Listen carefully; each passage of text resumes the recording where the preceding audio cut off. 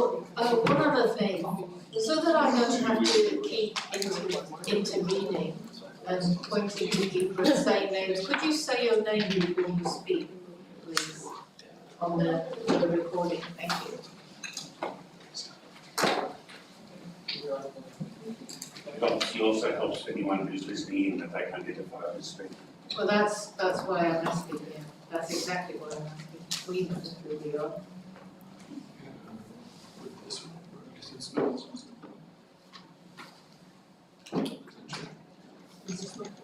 Okay, welcome everybody.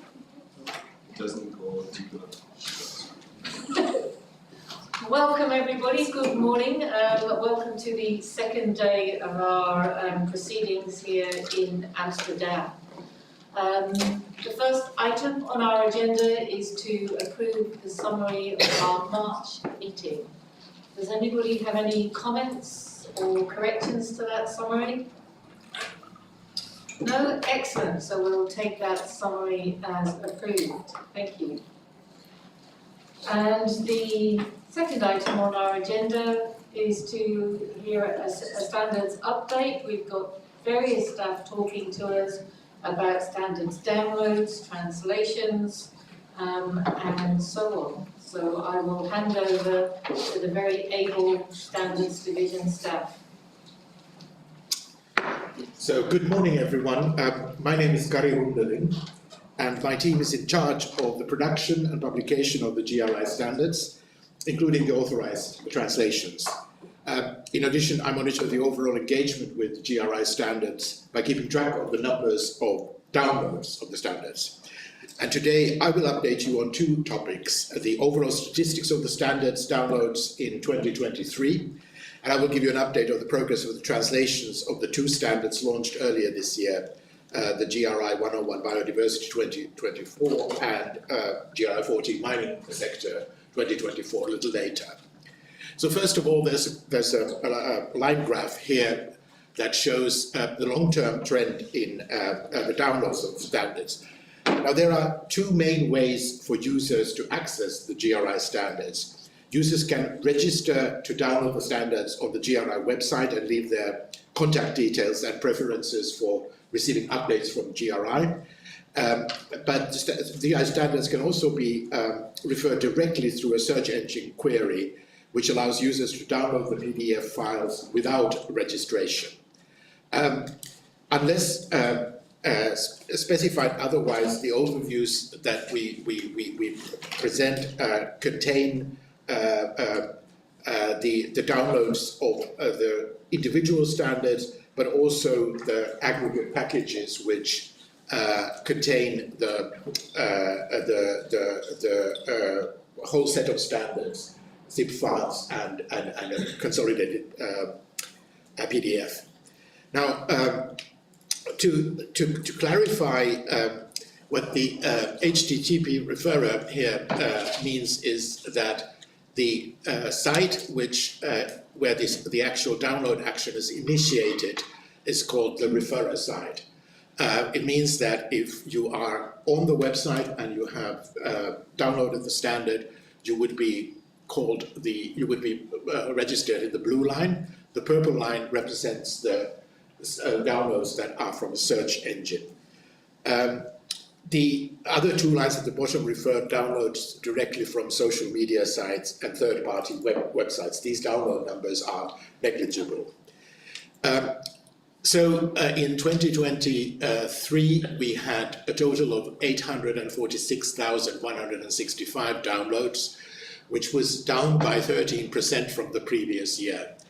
We had 99,160 registered users, so these are the users that access the standards through the to the GRI website, and that was up by 12% from 2022. 92% of these downloaders were new leads.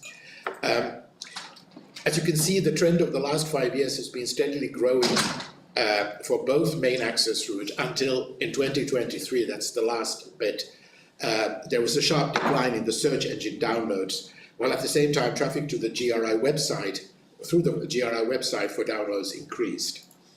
We cannot with certainty say which factors are causing this, but there are a couple of highly likely causes for it. First of all, in 2023, in January 2023, the revised universal standards became effective. That means that organizations during 2022 would have been keen to download the new set of standards to be ready for the milestone. Then also in early 2023, we unpublished the previous versions, the 2016 versions of the universal standards, and we later also removed them from our web server, which meant that it was impossible for users to access them through search engines. So while the overall downloads have decreased in 2023, the registered user downloads have increased, which increases our potential to engage with these users for whom we have the contact details, and many of whom have opted in to receive notifications from GRI. So that's sort of the very high-level trend of downloads during the year 2023. Are there any questions regarding the downloads in general? Yes, a question for me, Peter Colley. I recall from the last time you presented, I think these data downloads, there was wasn't there also a large jump in 2022 from new language versions? I think Spanish and Portuguese versions of standards leading to significant downloads. Was that 2021? Well, every time we launch a new language, Portuguese was launched 3 years ago. We had a huge increase in downloads from Portuguese-speaking countries. That's one trend that was there. And for instance, at the moment, I will come back to that later regarding translations, but every time a translation for a certain standard is launched, there are different types of people. For instance, in the Latin America region, the downloads of the English standards is moderate numbers, but when we release Spanish and Portuguese translations, there's a very clear increase.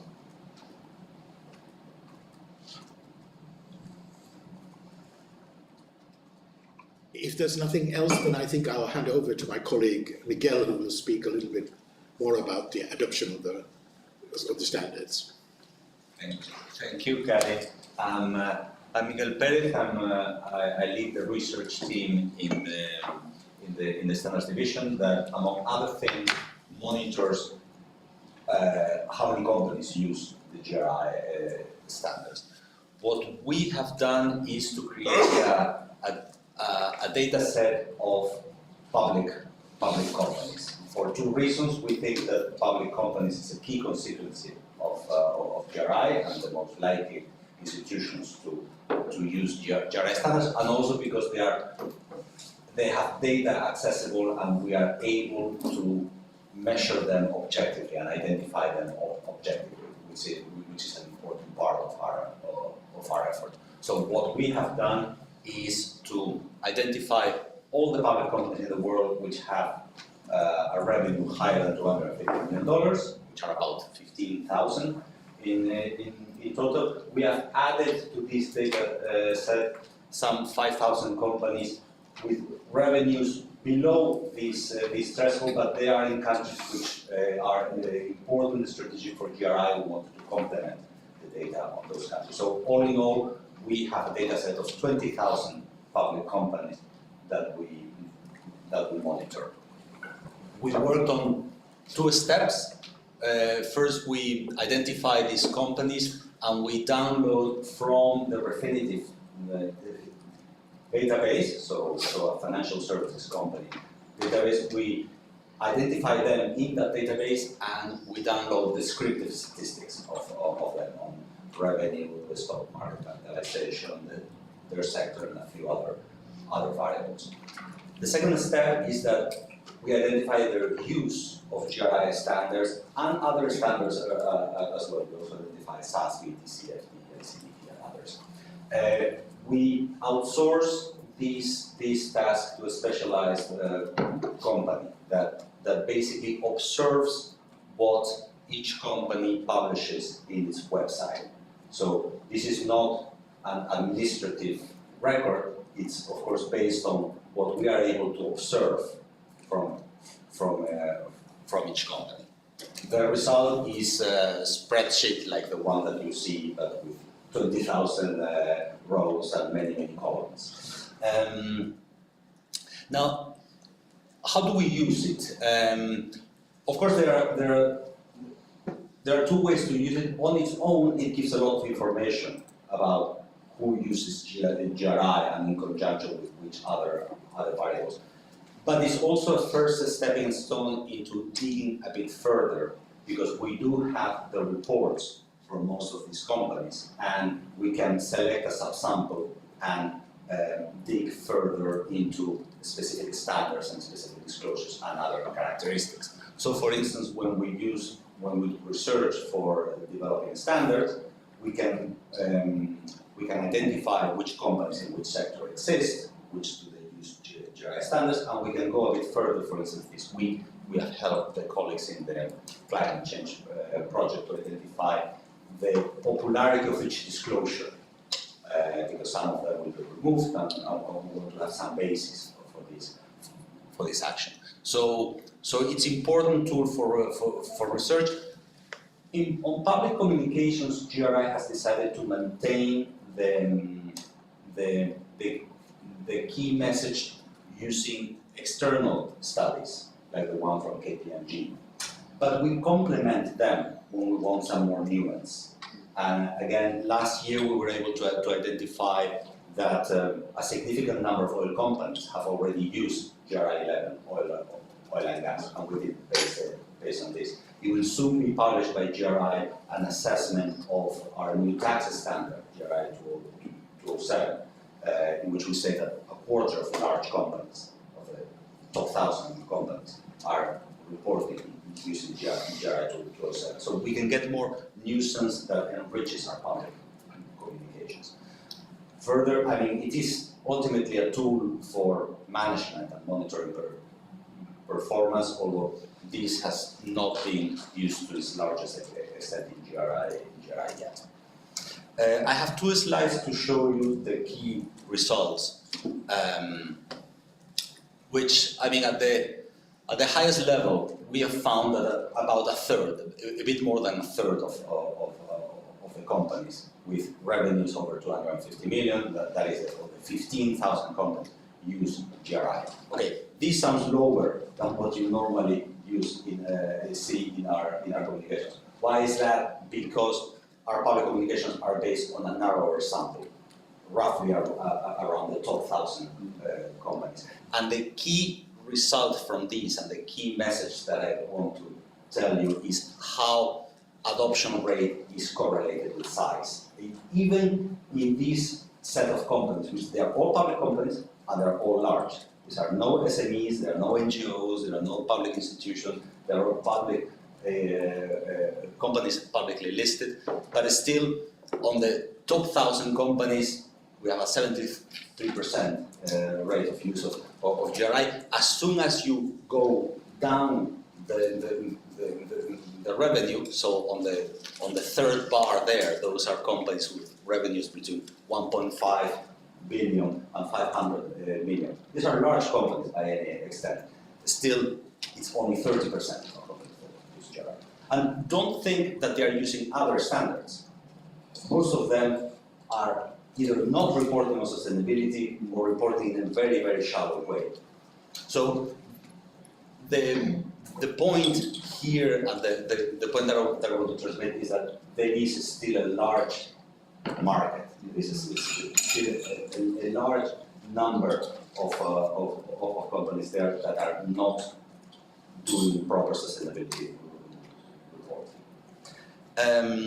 The last slide is that, I mean, of course, you can slice and dice this data in any way you want. I'm just showing you two tables here, how the adoption rate varies by country, by sector. By sector is the typical thing that you would expect. I have here selected sectors, of course, those sectors that are very exposed to the public attention use GRI more highly. Those that are more under the radar screen, far less.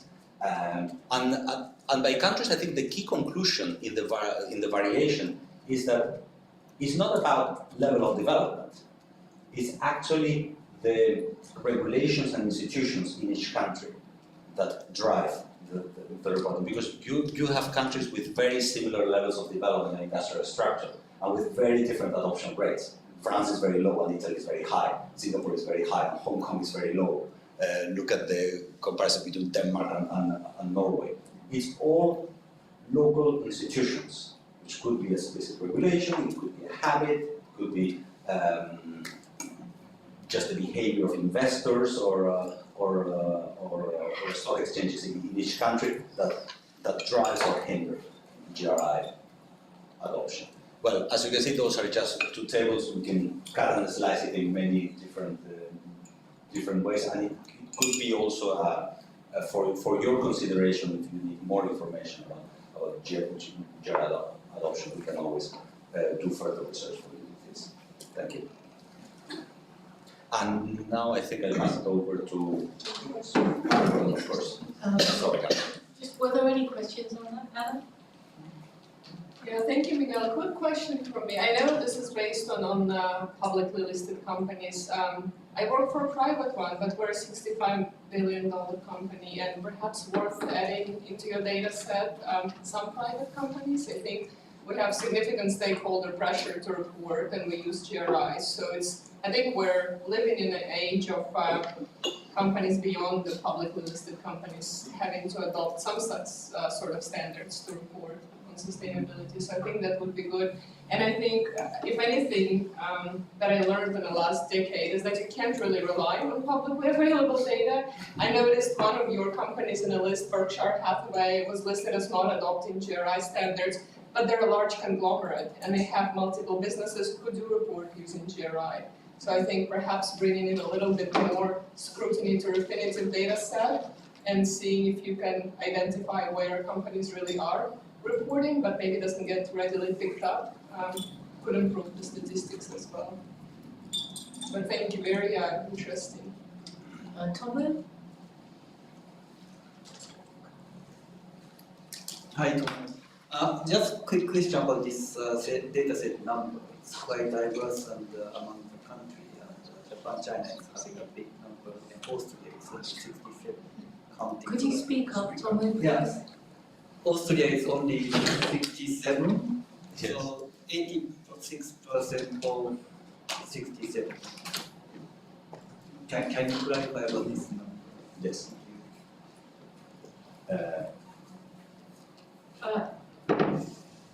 You respond? I respond? Yeah? Yes. So these are the companies that we find in the dataset because they are the publicly listed companies with revenues over 250 million. So of course there are a lot of them in China and few of them in Austria. Normally it goes hand in hand with GDP, but sometimes also the financial structure of a country is more conducive to companies being listed in a stock exchange or not. It's not in the table, but Germany has a surprisingly low number of companies listed in a stock exchange, and some other countries have a relatively higher number. So this is important also for GRI, and knowing that of course public companies are only one type of organization that we should be looking at, but it gives an idea of the potential GRI users in each country, and how certain countries, especially in Asia, are very, very big and with a large number of potential users. I want to get the point of Anna on the private companies, which is indeed very, very important, and say that this is not the only way that we get data and from the companies using GRI. We also have a data set of companies that report to us or that we can manually add. What's important here, and this is something that I feel frustrated because I want to do a better job and also cover private companies, but what allows, what the public companies allows us is to compare equally with equal, which we have not been able to do with private companies, because we wouldn't get a good list of private companies over a certain threshold of revenue, the way that we do with private. So for aggregated statistics, this is very useful. For knowing where the market is, we need to complement it with other information. This is Carol Adams. If I could just make a couple of observations. First of all, on the downloads, I think that explanation of the increased downloads in 2022 sounds to me to be very plausible. People getting ready for using the universal standards. So thank you for all that work. Miguel, this data set would be, there would be a lot of academics who would love to have access to this data and who could go into more depth in terms of analysing it by industry, by country, in more detail and so on, and probably provide a report to you just to have access to the data and also for them publish it in an academic journal. So you've maybe thought about that already, but that's just a thought. And they could note. Yeah. I have a question, Carol. Hi, Miguel. Thanks for the presentation. I confess I would love to spend 3 hours digging through it, all of it myself as a lover of data. One quick question, I don't know if you have it handy, but you mentioned a very, very relevant point in my view, which is about the number of companies that aren't reporting against any sustainability reporting standard. Do you know, like, if our number is 11% for the 260 million plus group, do you know what percentage of the that group is not reporting against any standard, roughly? It's actually, I mean, on the standards that we have identified, we are the most widely used. But of course, most of the companies that also report against SASB or CDP are also reporting against GRI. So actually, the majority of companies that we don't identify as GRI reporters are simply because they're either not publishing any sustainability report, or it's just a leaflet that doesn't refer to any framework. Got it. Thank you.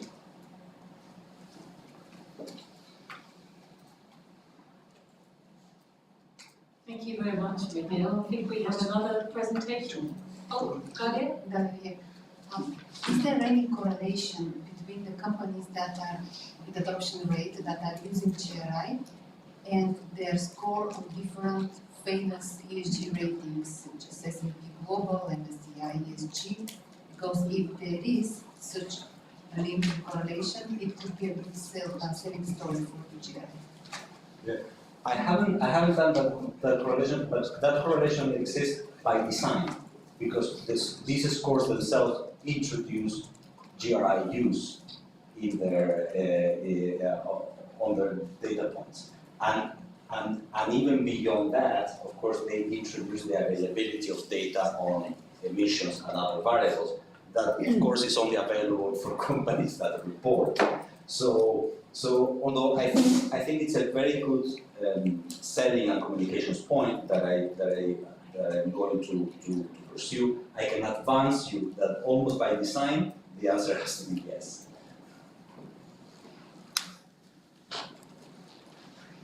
Thanks, Miguel. Corey LaRue. I think this is extremely useful data, particularly just in terms of seeing how GRI is used. It just occurs to me, and as we were kind of having strategic conversations over the last couple of days, whether there might be at some point, and you might already be doing this, some value in understanding why that correlation exists between the larger and the smaller. Is it because the larger companies are more exposed? I think the sector data obviously points in that direction. But I think it might be worth, in future considering what role availability of resources plays, because you know, it might be that smaller companies just feel that they don't have resources to implement a standard because it takes people to collect data, and the large companies have, they have dedicated teams of people who only do reporting, whereas the smaller ones may not necessarily have that. So, this is not a new topic. It's just something to think about going forward. Is how does one, better equip kind of the smaller companies to more easily implement GRI if resources is what is holding them back. It could be a matter of demand, but I suspect that resources play a role in that. So it's more of an observation than a question, really. One more quick question. Thank you, Jennifer Prinzing. Wondering if you distinguished between companies that are reporting in accordance versus with reference to the standard? Unfortunately, no, or not at the level of the whole data set. This is, let's say, a next step. We want to be able to dig deeper. The reality is that the reality of reporting is quite messy, and therefore it doesn't lend itself to easy classification, especially across a large data set like this one. When we looked at it, this was before the introduction of New Universal. Most were reporting in accordance score. Actually, was the preferred one. Relatively few reported with reference.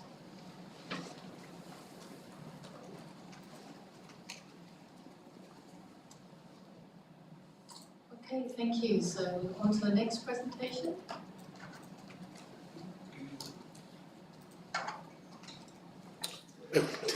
Okay, sorry about that.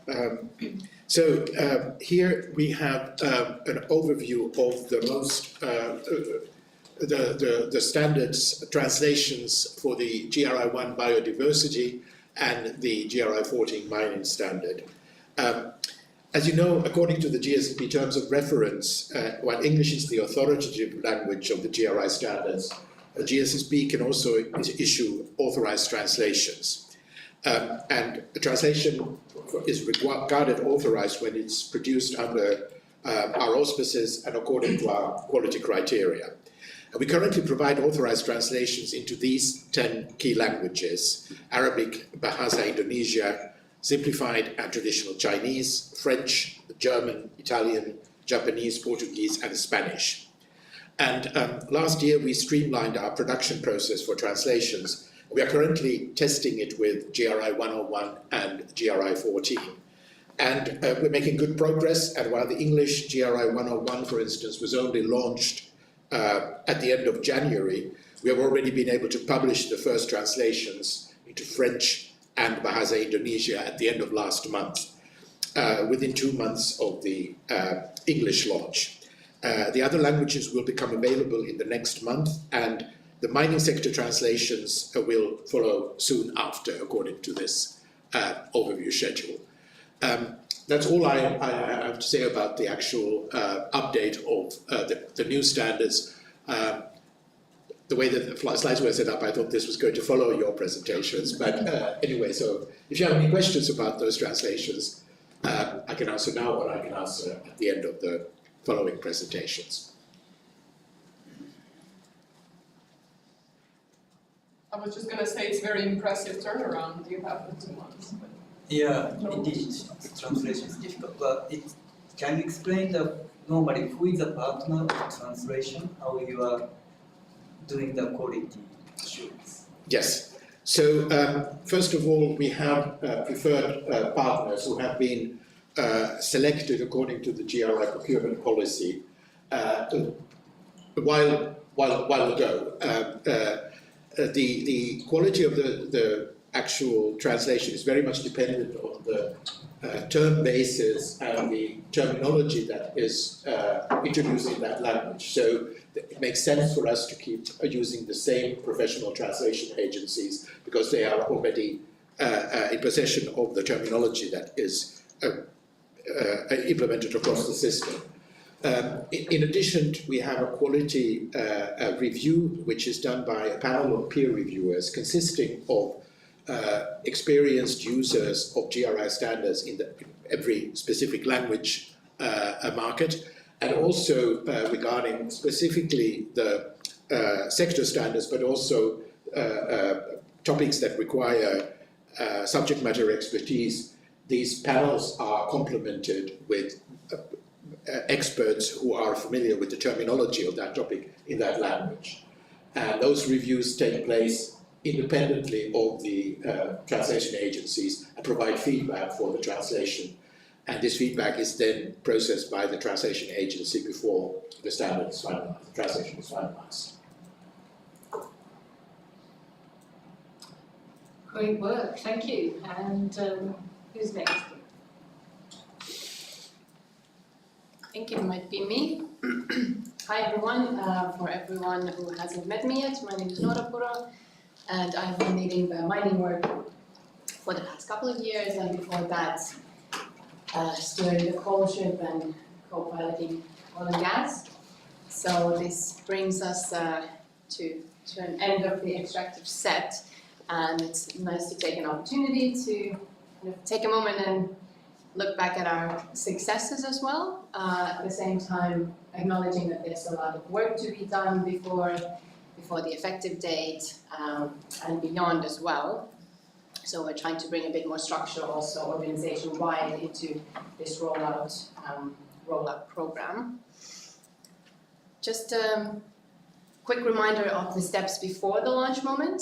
So we acquired the GSSB approval in mid-December and had DPOC meeting to confirm due process has been followed in mid-January.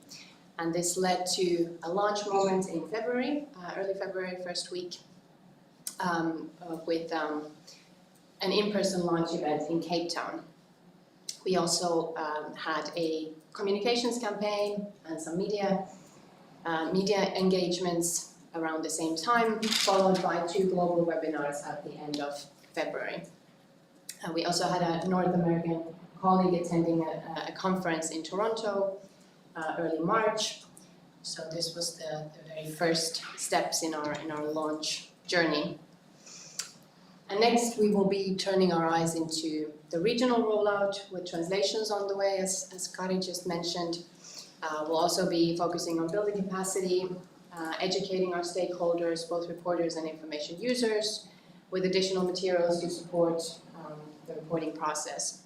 We plan on continuing a steady drum roll until the effective date of 1st of January 2026 by identifying the most fertile opportunities and to raise awareness and with GRI and also with our partners. So a couple of words about the launch event. Maybe first you would ask why Cape Town, why it's so far away from here? Well, first of all, it's of course an extremely important location strategically for the energy transition. There's a lot of critical minerals that are being mined there, a lot of geopolitical interest that culminates in the continent. There's also one of the largest mining conferences taking place annually called Mining Indaba, which brings together mostly companies and investors, but also to a lesser degree civil societies and labor parties. But simultaneously there's a parallel conference called Alternative Mining Indaba, which fully focuses on the community angle, the impacts on the ground.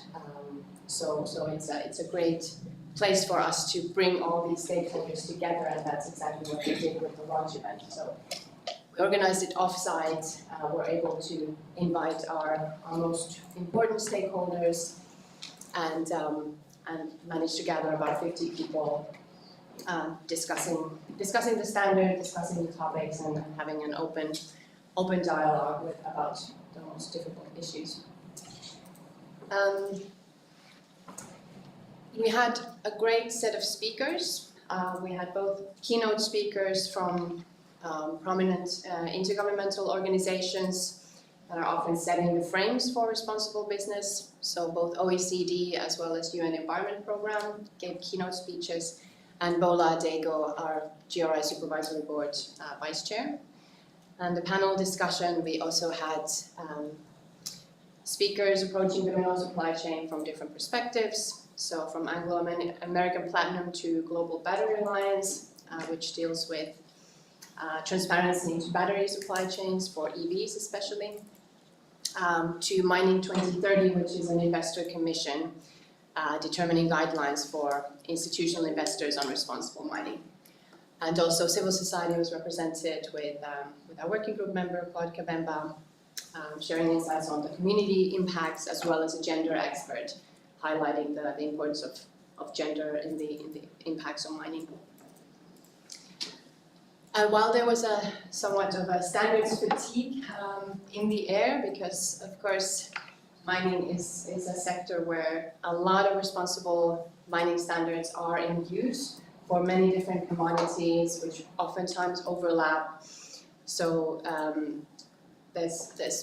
it is palpable, but at the same time, this type of work that brings impacts to the forefront, cross-cuts all commodities, all geographies. It is very much needed, very much welcomed, and yeah, we have a big group of supporters that will be taking this work forward also with us. On the global webinars, we had a bit more of an educational angle. We had keynote speeches from Jeff and Carol from our GSSB, and 2 external speakers from the International Energy Agency and an investment institution, again, speaking about the importance of this sort of data for information user to both enable better policy making as well as investment decisions. And this was followed by a more technical presentation of the contents. And we had a quite diverse audience of over 600 people between the 2 webinars from 74 countries, with European audiences still being the most prominent, but strong interest from Asia, Latin America, North America, as well as Africa. A very engaged audience as well, received over 70 questions during these webinars, and colleagues were there with fingers on fire typing responses. But yeah, otherwise the feedback has been very, very positive. Yeah, information users are embracing the more detailed reporting. As you might remember, there's a lot of expectations for site level reporting, so going into moving from corporate to asset level reporting, and many companies also welcoming this as more clarity into the reporting process. Then just a couple of words on the reception on our communications campaign.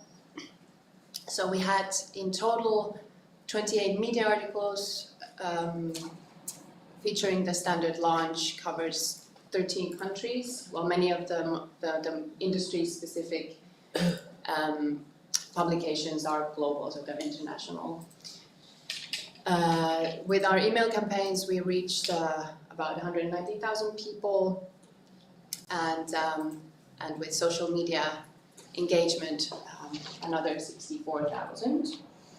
We also got very nice endorsements with key industry organizations, with the Extractive Industries Transparency Initiative and Natural Resources Governance Institute giving their endorsement, International Energy Agency as well, and various different working group members.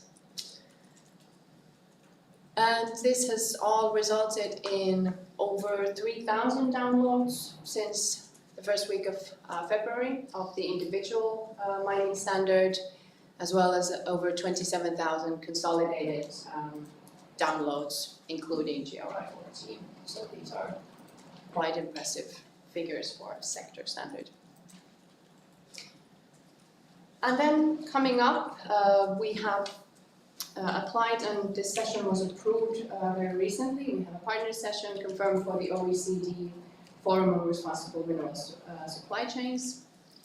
It will be in Paris in May with 2 partners, so International Committee of the Red Cross and Geneva Center for Security Sector Governance. And this will be focusing on conflict reporting, so transparency over business operations in conflict-affected and high-risk areas, which you might remember is a standalone topic in the mining standard, and a very important one for the mining sector. And we'll continue to cultivate our key relationships with other standard setters, both in the responsible minerals sphere, but also in the transparency standards. So we have also picked up the work on the European Sustainable Reporting Standards for the mining, quarrying and coal very recently, giving feedback and preparing mappings together with EFRAG. And the education and support materials I already mentioned, which I'm getting reporters ready for the effective date in 2026. This in brief. Any questions? I'm happy to take.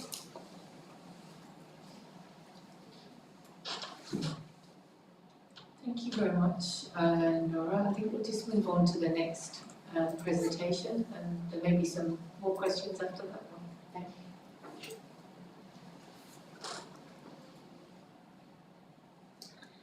Good morning, everyone. So I'm Elodie Chen from the Standards Division, and similar to the presentation you heard from Nora, I will give you some highlights from the launch, but also upcoming steps for the rollout of the biodiversity standard, which was also released in the new year.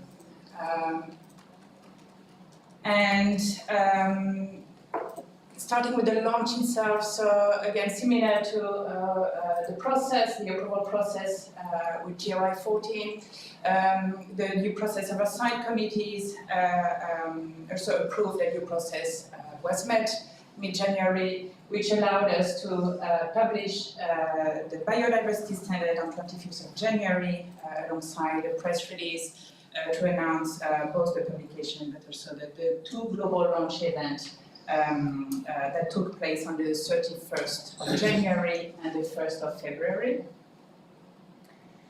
And in addition to the in-person launch, in addition to this launch event, there was an opportunity during the in-person launch event for the mining standard in Cape Town to also further promote the biodiversity standard. So we organized the two global launch events and had a great lineup of keynote speakers and also panelists. So with opening from our chair and vice chair of the GSSB, Carol Adams and Jeff Robertson. We also had a keynote presentation from TNFD, from the Nature Positive Initiative, BirdLife, and also BNP Paribas, and that helped set the context, but also highlight the relevance of the biodiversity standard in today's context, and highlighting as well some of the very important linkages with other key biodiversity and nature initiatives and frameworks and methodologies that are emerging at the same time. We also had panelists that represented some of our technical committee members that supported our work over the past couple of years, as well as other key partners from a range of institutions, and also again bringing together the different voices from our stakeholders' constituencies during those events. So including the Science Based Targets Network, the Union for Ethical Biotrade, Business for Nature, CDP, L'Occitane Company, UNEP WCMC, and also the Norwegian Investment Fund, NBIM. So they were all very well attended, so I think that shows interest both in our standards and also in the topic that our companies are trying to grasp at the moment. So we had nearly 7,300 registration and over 3,000 attendees across both events. And also a good geographical spread with 139 countries represented. So mostly coming from Europe, but also with interest from participants from Asia, Latin America, and North America, quite well represented.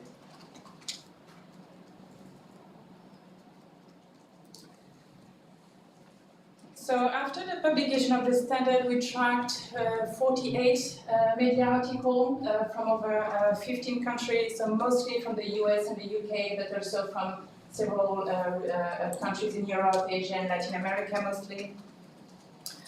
So there's also good coverage and some it's important messages that went through that relates to the importance of the standard, including for investors, and also to explain our place in that quite busy landscape in the nature space, and explaining how we collaborated to ensure that our standard is aligned with other frameworks rather than competing or duplicating efforts.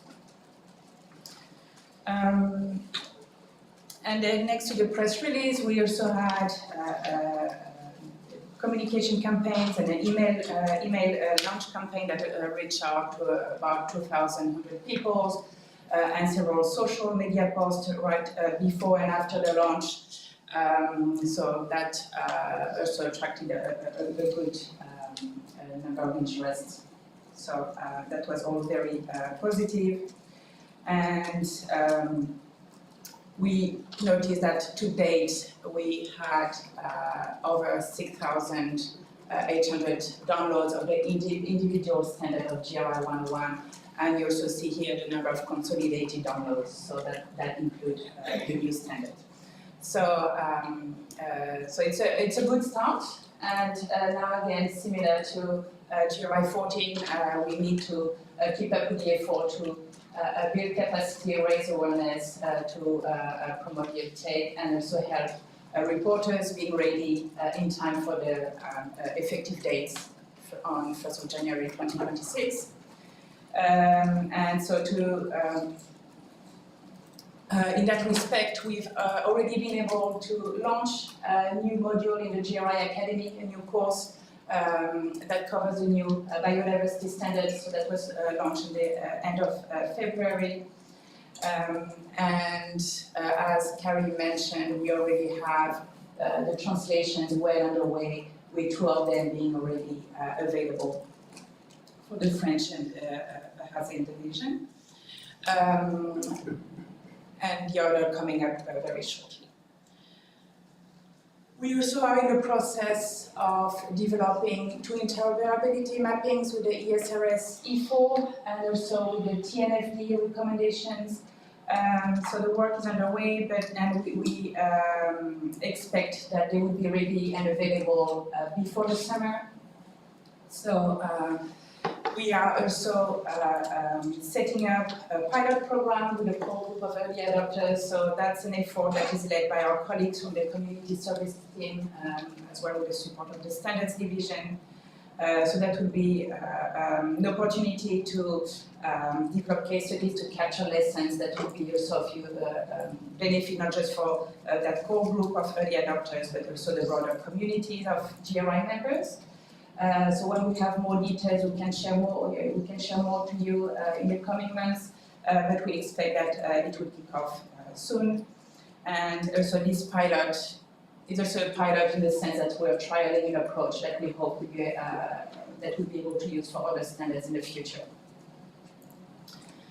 And alongside these, let's say, global activities, we also expect regional launches alongside the translations and other events. And our colleagues from the regional the networks are already being invited to present the biodiversity standards. So that's also extremely positive, and we know other events are also coming up soon. So next to capacity building, we also keep maintaining and building our partnerships and collaboration with key and strategic partners, including the other standard setter, including TNFD. But also we ensure that GRI is represented in some of the key, let's say, nature positive initiatives or networks that are emerging, and for which it's also important that the disclosure theme is getting a lot of attention and traction. So we also want to make sure that we are represented in those discussions, and in the last, I guess, area that we're focused on, it's also making sure that we're represented in some of the key events that are coming up at the end of the year, including Climate Week, where the focus will obviously be on the GRI climate disclosure, but there's also a lot of attention on the biodiversity or nature-climate nexus, and also, most importantly, the biodiversity COP that will be held in Colombia at the end in October. And we're already preparing for it. So just as maybe a last concluding remark on the topic of the COP, if you or your organization are participating, if you're also interested in promoting the effort of GRI, please let us know. You can reach out to Harold or myself, and we'll also be very happy to discuss and talk about it. So, any questions? Thank you very much indeed for all the work that's gone behind that, and for the data is very impressive, and thank you for the continued activities. It's great to see the training up there already as well. Thank you. Anna. Thank you, Olivia. Quick question or perhaps observation on biodiversity. With the ESRS having a specific standard on biodiversity, I wonder if it will bring more attention to our new standard as well and increase adoption, because I see companies are really looking, they're sort of forced in EU to look into it now, whether it's material. I wonder if we can eventually find the correlation between this being one of the standards driven by ESRS and GRI having our updated standard, and whether it helps us get more adopters and reporters on this standard. Something to look out for. Perhaps Miguel's data can help support it.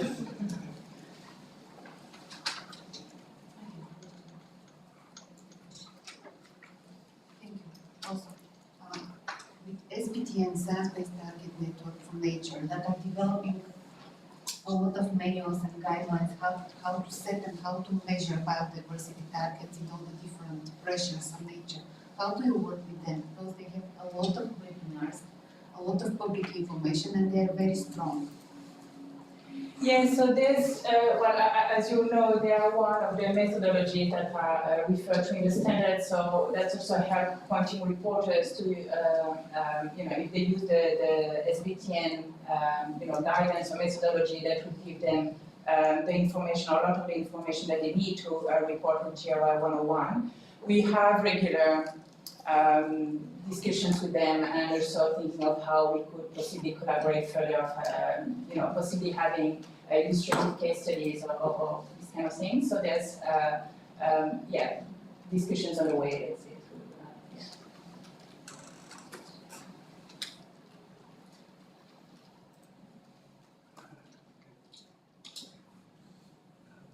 Maybe I go first.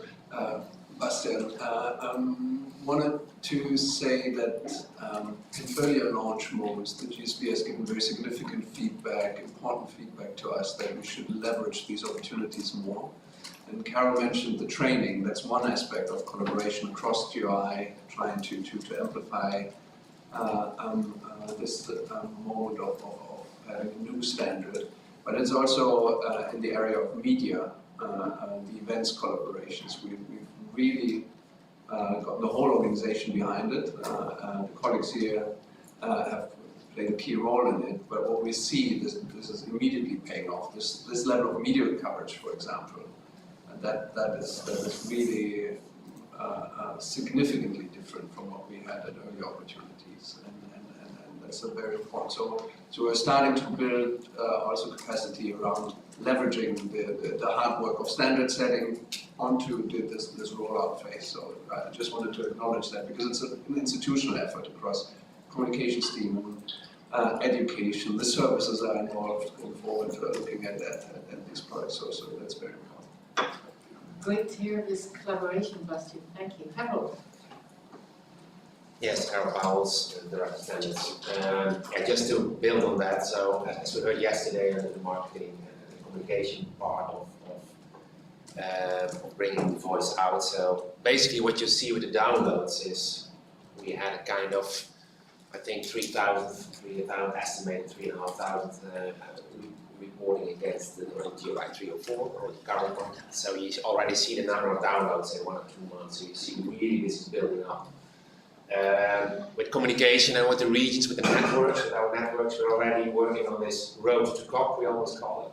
Working together with SBTN, with TNFD, with those who are really focused on assessing the most significant impacts related to biodiversity. how to report them. So already in Asia, 2 sessions are being planned.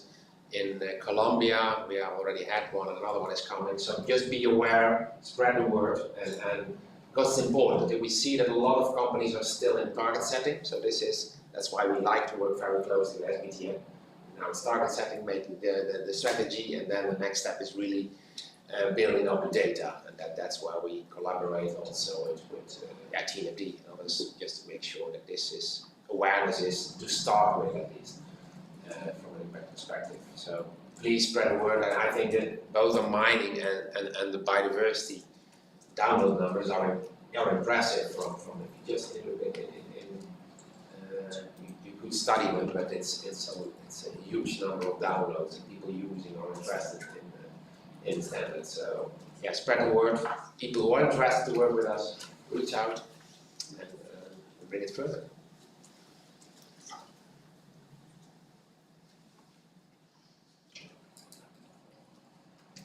Wonderful. Okay, thanks so much to the GRI Standards Division for all those updates. Very informative.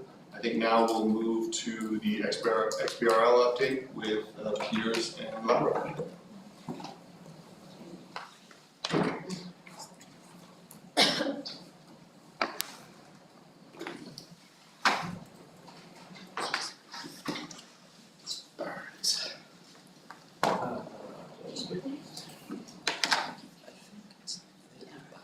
Oh, for the actual slides. Okay. Thank you. Great. Okay, good morning, everybody. First of all, can you hear me? I was a bit quiet last time, so I'm going to be louder this time. For everybody who I haven't spoken to, hello, my name is Piers. I'm the senior lead for the work that we're doing on developing GRI taxonomy. And today, basically, we are aiming to give you a bit of a follow-on from the introductory session that we held at GSSB at the end of last year. That session was all about introducing taxonomy and the work we were aiming to do. Today I will be providing you with a bit of an update on our progress in terms of the development of taxonomy itself, and in particular some areas of focus around what we'd like to do in terms of public consultation. And Lara will be providing some updates in terms of some of the stuff we've been learning and the reflections we've been having on the standards themselves as we've been going through the process of developing the taxonomy.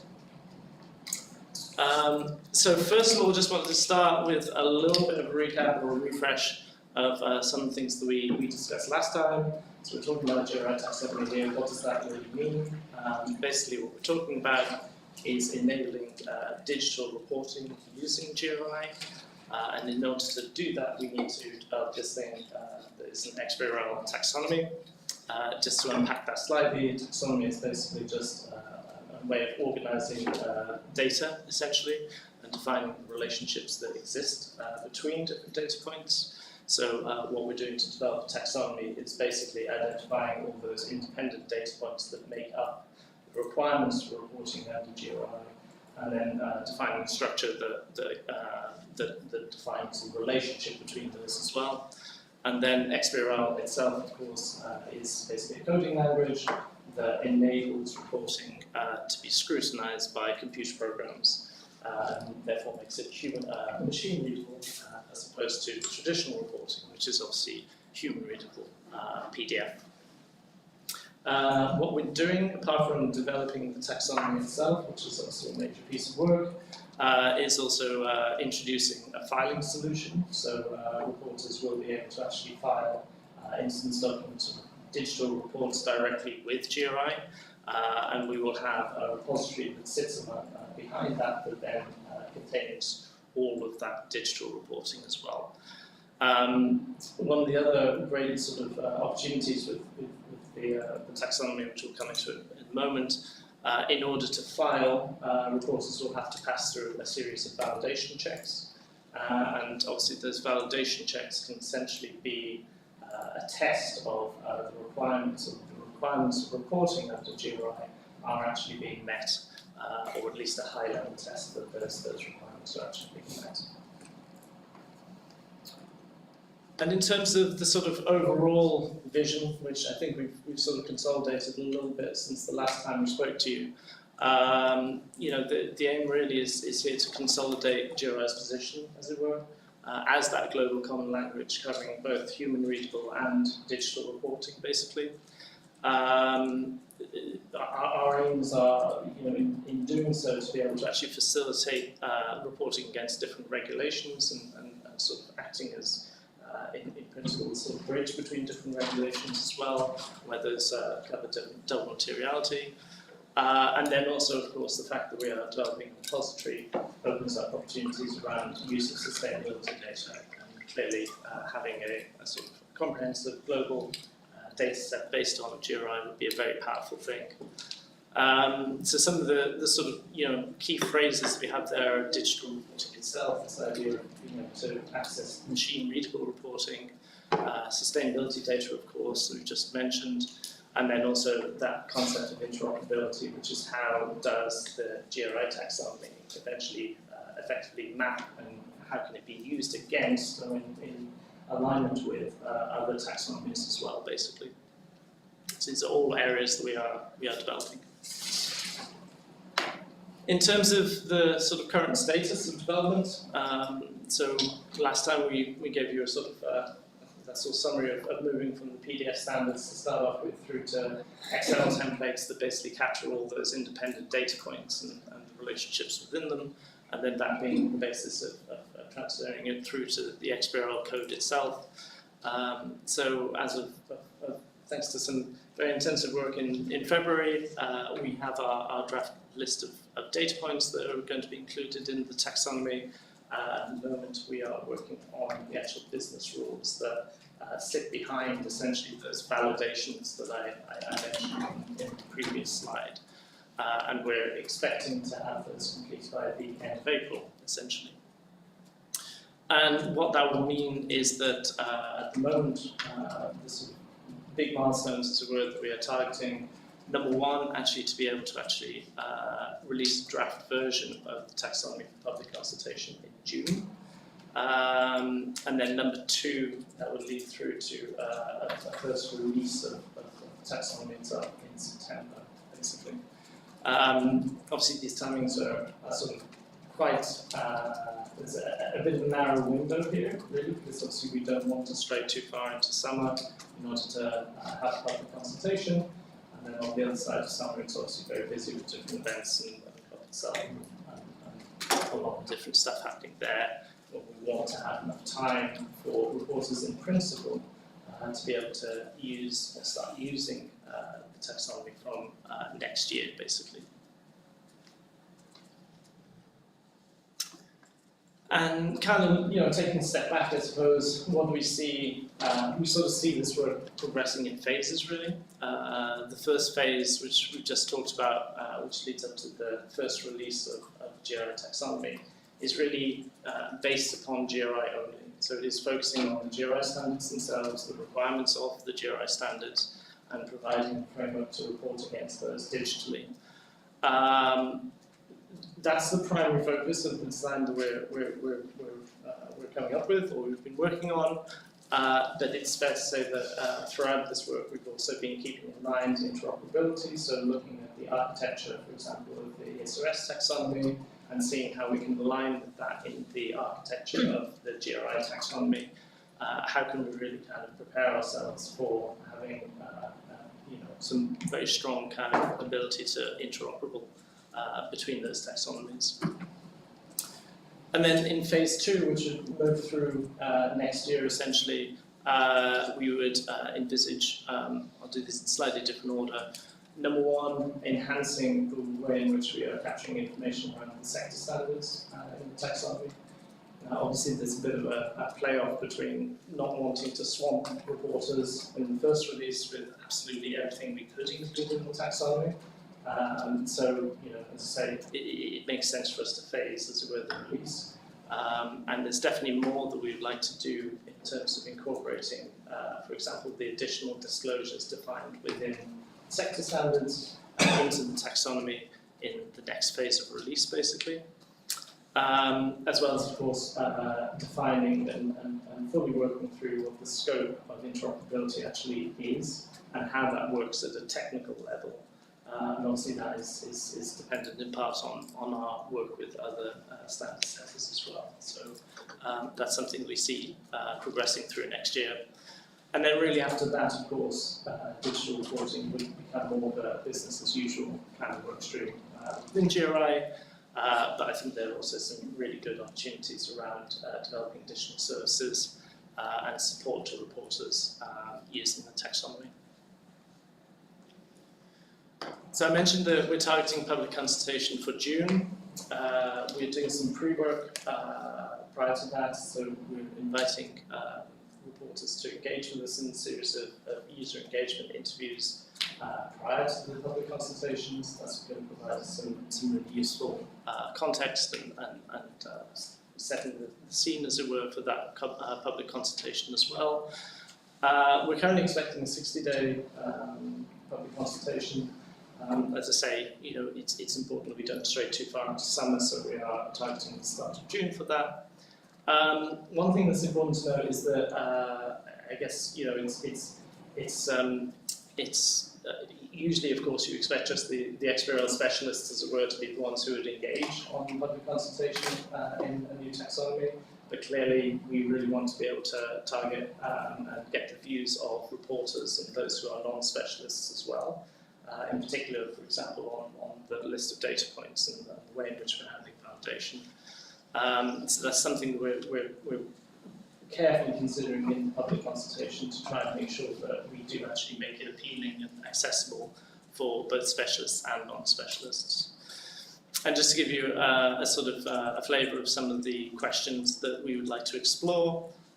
So questions around, obviously, how the content of the standards themselves are being represented, how the needs of reporters are being met, as it were, through the taxonomy, whether the validation rules are sufficient, and those including both the handling of omissions and also material topics, and then, of course, any other comments as well. So I think that's where I am pausing, I guess. Should we do Lara's session and then go for questions afterwards, or? Okay, great. Hi, Ganesh Sharma. Thank you for the good job. From a reporting point of view, generally the data is consolidated data at the end of the reporting period, and there are some data which is generated on in between, like monthly or quarterly. So does this taxonomy would enable the reporting organization to feed the data as a progressive and ongoing basis? So the actual XBRL report itself, or the digital report at the end, would be based upon the PDF report. So the reporter would be expected to consolidate their reporting into a single report as they do currently, and then effectively use the data within that report to feed their digital report. So this isn't necessarily an ongoing process, as it were. So they can't sort of file continuously, as it were, with GRI. They would only be expected to file as part of their regular reporting, if I understood your question correctly. And secondly, the reporting, there's a lot of graphic design and some. So how does it going to address this requirement? Yeah, exactly. And this is where, in some cases, this sort of strays a little bit into some of the reflections that we've had. So we've been going through the process of trying to separate out all the independent data points within the standards, right? And what are the limitations of digital reporting itself? There are kind of approaches that you can take to try and capture and usefully capture graphical information.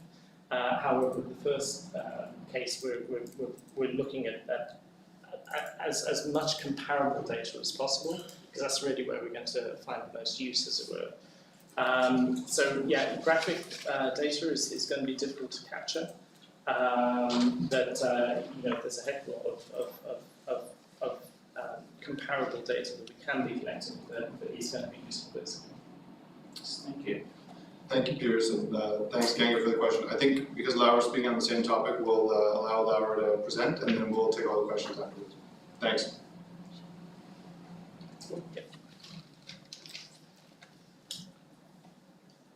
Thank you. This is Laura Espinal from the Standards Division. So next what I want to do is talk a little bit about what the taxonomy work means for the GRI standards and the work of the GSSB in particular. We talked about this last time when we had the first introduction to XBRL, but today and also in some of the later sessions on governance and potential changes to GRI1, we will have more time to dive into all of these different areas. But just as a way of recap, one of the areas for us to consider is with regards to due process. As we mentioned last time, the development of the taxonomy is currently not being developed following the GSSB due process. The due process protocol does not currently contemplate the development of an XBRL taxonomy. It's focused only on the development of GRI standards and standard interpretations. But going forward, this is one thing that the GSSB would need to consider, to what extent the taxonomy should be developed in the future according to the due process, and if so, what are the changes that we need to make to the protocol to include the development of a taxonomy. This is very timely at the moment because we are now considering changes to the GSSB due process protocol. And later today, the next session, we will have time to discuss how this could be embedded in our due process. Another area for us to consider is potential implications on the requirements and provisions that we have in GRI1, our foundation standard. In particular for the requirements to publish a GRI content index and to notify GRI of the use of the standard, which are requirements for both options for using GRI, for both in accordance and with reference. For example, with regards to the notification to GRI, this is currently done by sending an email to GRI to notify us of the use of the standards. But as we will enable the filing of GRI information directly with us, that could become an additional method through which companies notify us of the use of the standards. For the GRI content index, we still need to assess what the implication will be. At the moment, we do not think that the taxonomy will replace a human-readable content index, but there's definitely possibilities for the taxonomy to simplify the process of putting together a GRI content index. Also in GRI1, we have an additional provision that some of you may be familiar with, which is that when reporting with the GRI standards, companies can report information across multiple locations. So there is no requirement to publish a standalone self-contained GRI report, as long as there is a content index that gives information users access to the information that is available across different locations. This is also something that we need to explore a little bit further. It might be a little bit more difficult with a taxonomy to have information spread across multiple locations. It makes the tagging process a little bit more complex, so that is something that we may need to look into as well, in the sense of providing additional guidance for companies that want to tag the information digitally. Later today we have a dedicated session where we will discuss potential updates to GRI1 and changes related to the taxonomy and digital reporting will be one of the things that we will be discussing later today. And the other area that we also briefly covered last time is the issue of interpretation when developing the taxonomy.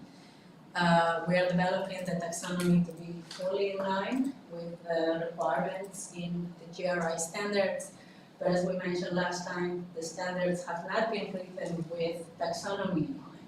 So when we are developing the taxonomy now, we are faced with questions on how to codify the GRI requirements into a digital format. We have come up with several approaches to help us in this process, which you can see listed here. So to help us with the decision making, one of the things we are doing is to look at examples of GRI reports to see how the GRI requirements are reported in practice. So that is a helpful input for us to help us in developing the taxonomy. We are also looking at other taxonomies that include similar or in some cases the same disclosures as us to see how they have codified those requirements and to ensure that they are as aligned as possible. So that is an important input that we are using in developing the taxonomy and helping to solve those questions. And of course, we would like to consult the GSSB with those questions, even though the taxonomy is not being developed according to due process. We are building many of the due process elements into the process, for example, with the public exposure and of course with the involvement of the GSSB. So we will be bringing some of these issues to you for advice. We have two examples that we will show you in a moment, just to illustrate the kinds of questions we are facing. And we have a proposal for how we want to run through the list with you. But one thing to mention, of course, is that even though the primary objective is to avoid interpretation or deviation from the GRI requirements, there could be cases where the GSSB decides that an interpretation needs to be issued to clarify a specific requirement from the GRI standards. At the moment, we haven't found a case where this may be warranted, but as we go through the different issues with you, that's something that we may be able to bring up as well from the GSSB to consider. So next we have two very simple examples just to illustrate the kind of questions we are dealing with as we develop the taxonomy. The first example is for a general disclosure, the first one, GRI 2.1, and the requirement to report the nature of ownership. So it's a very simple requirement, but the requirement itself doesn't really tell you how you report the data point. However, when you look at the guidance for this requirement, it says that the nature of ownership means whether the company is publicly or privately owned. So here we face two possibilities for codifying this into the taxonomy. We could have had an open field text where companies can tag any data that they have included in the report for this data point. Or we could include a mandatory drop-down list, a predefined list of options that companies can choose from based on the guidance that we have available for this requirement.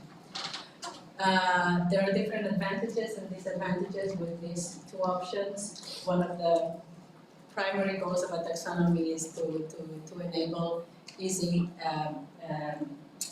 assessment of the data and comparability.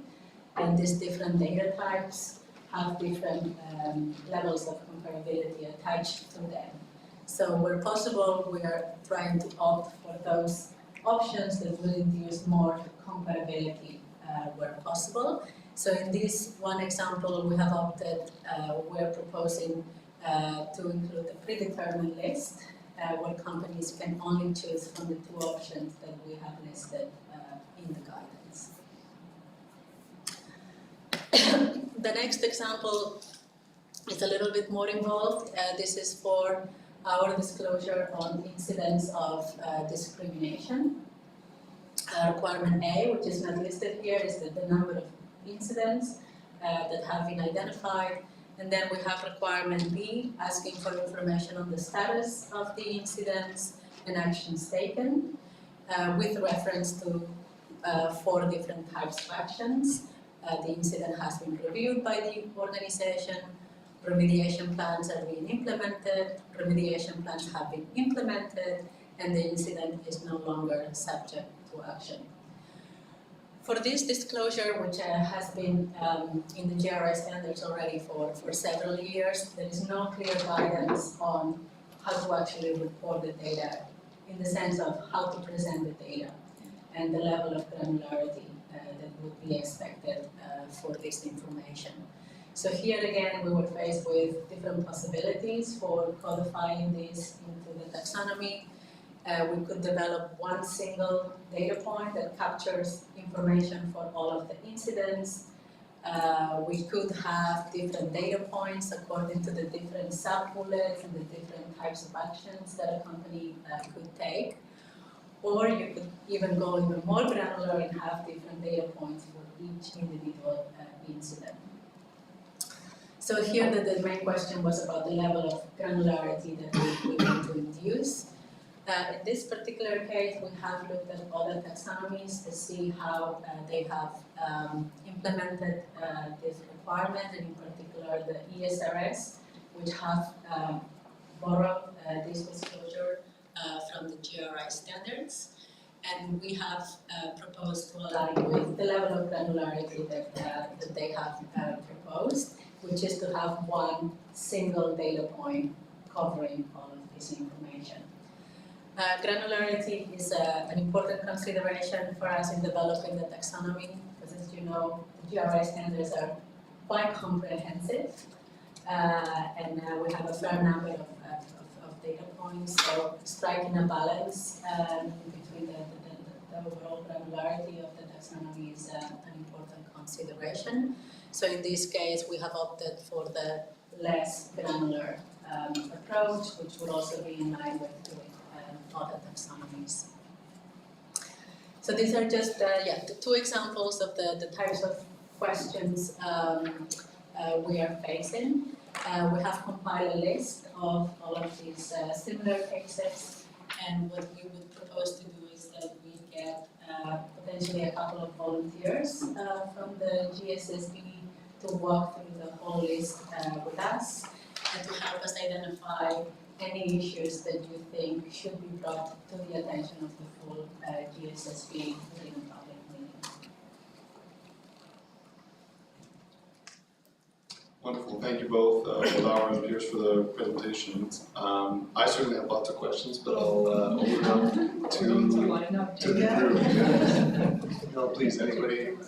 Jennifer, please. Thank you very much. Seems like a topic we're all quite interested in. Wondering how you considered the emergence of AI tools. I can envision two different things, that AI may make the taxonomy less relevant because AI can do the machine reading of traditional reports, or another possibility that AI tools could help to read the traditional reports to populate the taxonomy. So just wondering if you thought that through, and I'd love to be on that list to review if you need me. Thank you. Shall I respond to that? Okay, so Piers again. So yeah, it's interesting. I think the other thing that we need to be careful of as well, or the way in which we need to separate our thinking is about the tooling aspect of this as well, of course. Because it's one thing to define that list of independent independent data points, as it were, that form the basis of the taxonomy and the relationships between those. It's then a matter of how you implement that, as it were. So we're not taking a position on that at the moment, but what we are doing is where we have current software partners who already provide digital tools for reporters. We're already obviously engaging with those right now to understand what their interest is in this work that we're doing now, whether they want to incorporate the taxonomy directly into XBRL products that they have, or into other products that make use of generative AI or other forms of AI as well. So we're not taking a position on this yet, but it is something that we want to engage with all the software vendors out there to explore, basically. Thanks, Jennifer. Any other questions from the group? Peter? Yes, Peter Colley. Firstly, yes, with the previous presentation that Piers made, I raised the issue of the fact that a lot of GRI disclosures are slabs of text and are qualitative, narrative based rather than numerically based. The examples given by Lara this time attempt to deal with that, and I can't say it's unproblematic. I think like the issue on discrimination, collapsing 4 issues into one data point may be problematic. I'm not saying it definitely is, but it could well be. So there's that issue. So I'm looking forward to this exercise becoming in public draft. I think there'll be a lot of comment. The second issue is the filing platform. I can imagine that this would actually become a substantial GRI service, particularly in the context that, well, one of the context points being that the ESRS, if I recall what Galio said yesterday, that this ESRS will actually have different filing platforms in different jurisdictions because of the way in which the CSRD is transposed into national law. So, by comparison, the GRI platform will be a truly global one. The question arises then about, given that the GRI standards are a free public good, how we handle and charge for and regulate access to that data.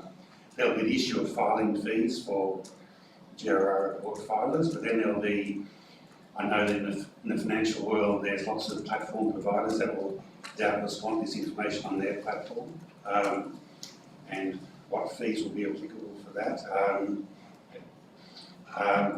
So what consideration is being given to how big a service will this be and how will it be charged for? Yeah, Piers again. So I think handling the first question, which is around kind of qualitative data. So yes, you're right. Obviously, there's a lot of text that we would be capturing under different disclosures, of course. I mean, linking back to the previous question, of course, now, you know, there are other ways to actually mine that kind of information now that weren't available in the past, of course. So just because we are collecting text doesn't necessarily mean that that is not also comparative in some way, or we can't draw some useful insights out of the data that is collected there. Nevertheless, you're right. I mean, you know, there will be a substantial amount of kind of text that will be collected. But that's where it's really important, where we've been focusing on in the design, on making sure that where we can define highly comparable data, that is pulled out, regardless of whether or not we're also capturing text as part of the tagging for the same disclosure, basically. I think on the second question, which is around the sort of what are the terms, I guess, of filing and then the use of data and all that kind of stuff. To start with, we are not envisaging actually having a filing fee. We are not saying that we will charge for companies to actually file with us. So we would expect that to be free to start off with, at the very least. In terms of the use of data, yeah, I mean, these are all topics that we are talking about internally, but we don't necessarily have yet a clear way forward on those. So, for example, in terms of making best use of the data, does GRI have the capacity to be able to manage a database itself, for example? Well, likely not, but we can partner with others in order to manage that data and then make sure that it can be used in other parts of the ecosystem, essentially. So those are the kind of conversations that we're having internally at the moment. How does this taxonomy, once we have the taxonomy, how does that fit in with the ecosystem of sustainability reporting in general, including the use of data? But I think, you know, regardless, the starting point is just having the taxonomy itself, and that's going to be very useful, I think, where, for example, we're having a conversation with other legislators, for example, who will have their own, or will want to define their own reporting requirements around new pieces of legislation, for example. Now we have something to point to in terms of having those conversations about reporting requirements as well as the contents, obviously, of policies as well. Great, thank you, Peter. I think Anna was next. I have three thoughts. I'll try not to forget them as I go through it. On AI, people are gonna keep asking you guys, what's AI's role in that? I think every conversation I'm in these days, somebody brings up AI at least once, so think through that. And I was thinking in a different direction than what Jennifer noted. Actually, I thought perhaps it would be great to have AI eventually produce usable bits of data based on structured data that XBRL files create, because then you lose the interpretation of whatever AI has learned, and then you can rely on this better. So having something that lives perhaps on a GRI server that can tell me like, hey, can you give me the, I don't know, the water consumption for this sector and have it produced organized data, I think would be super powerful if that's in plans. That was my first point. On the second one, it's going to be a cost to reporters to implement this. So I think it's going to be very important that you think through, like, why would I as a reporter want to invest in this? It's going to cost some, it's going to be extra work. What do I get out of it? And I think what could be a potential benefit to it, a significant one, is interoperability again. And if you can beat ESRS to the creation of their taxonomy, if the reporters, it seems like the starting point of most to prepare for the ESRS is take their GRI reports.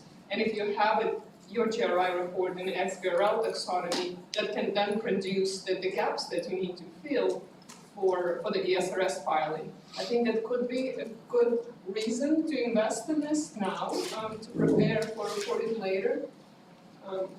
So something to think about is when this taxonomy is out, and I want to adopt it, my leadership will ask me, like, why would you want to do this? Like, why would we give you the money to implement it? I think it would be important to give the answers to the reporters if we want adoption. And my last point is on your technology partners.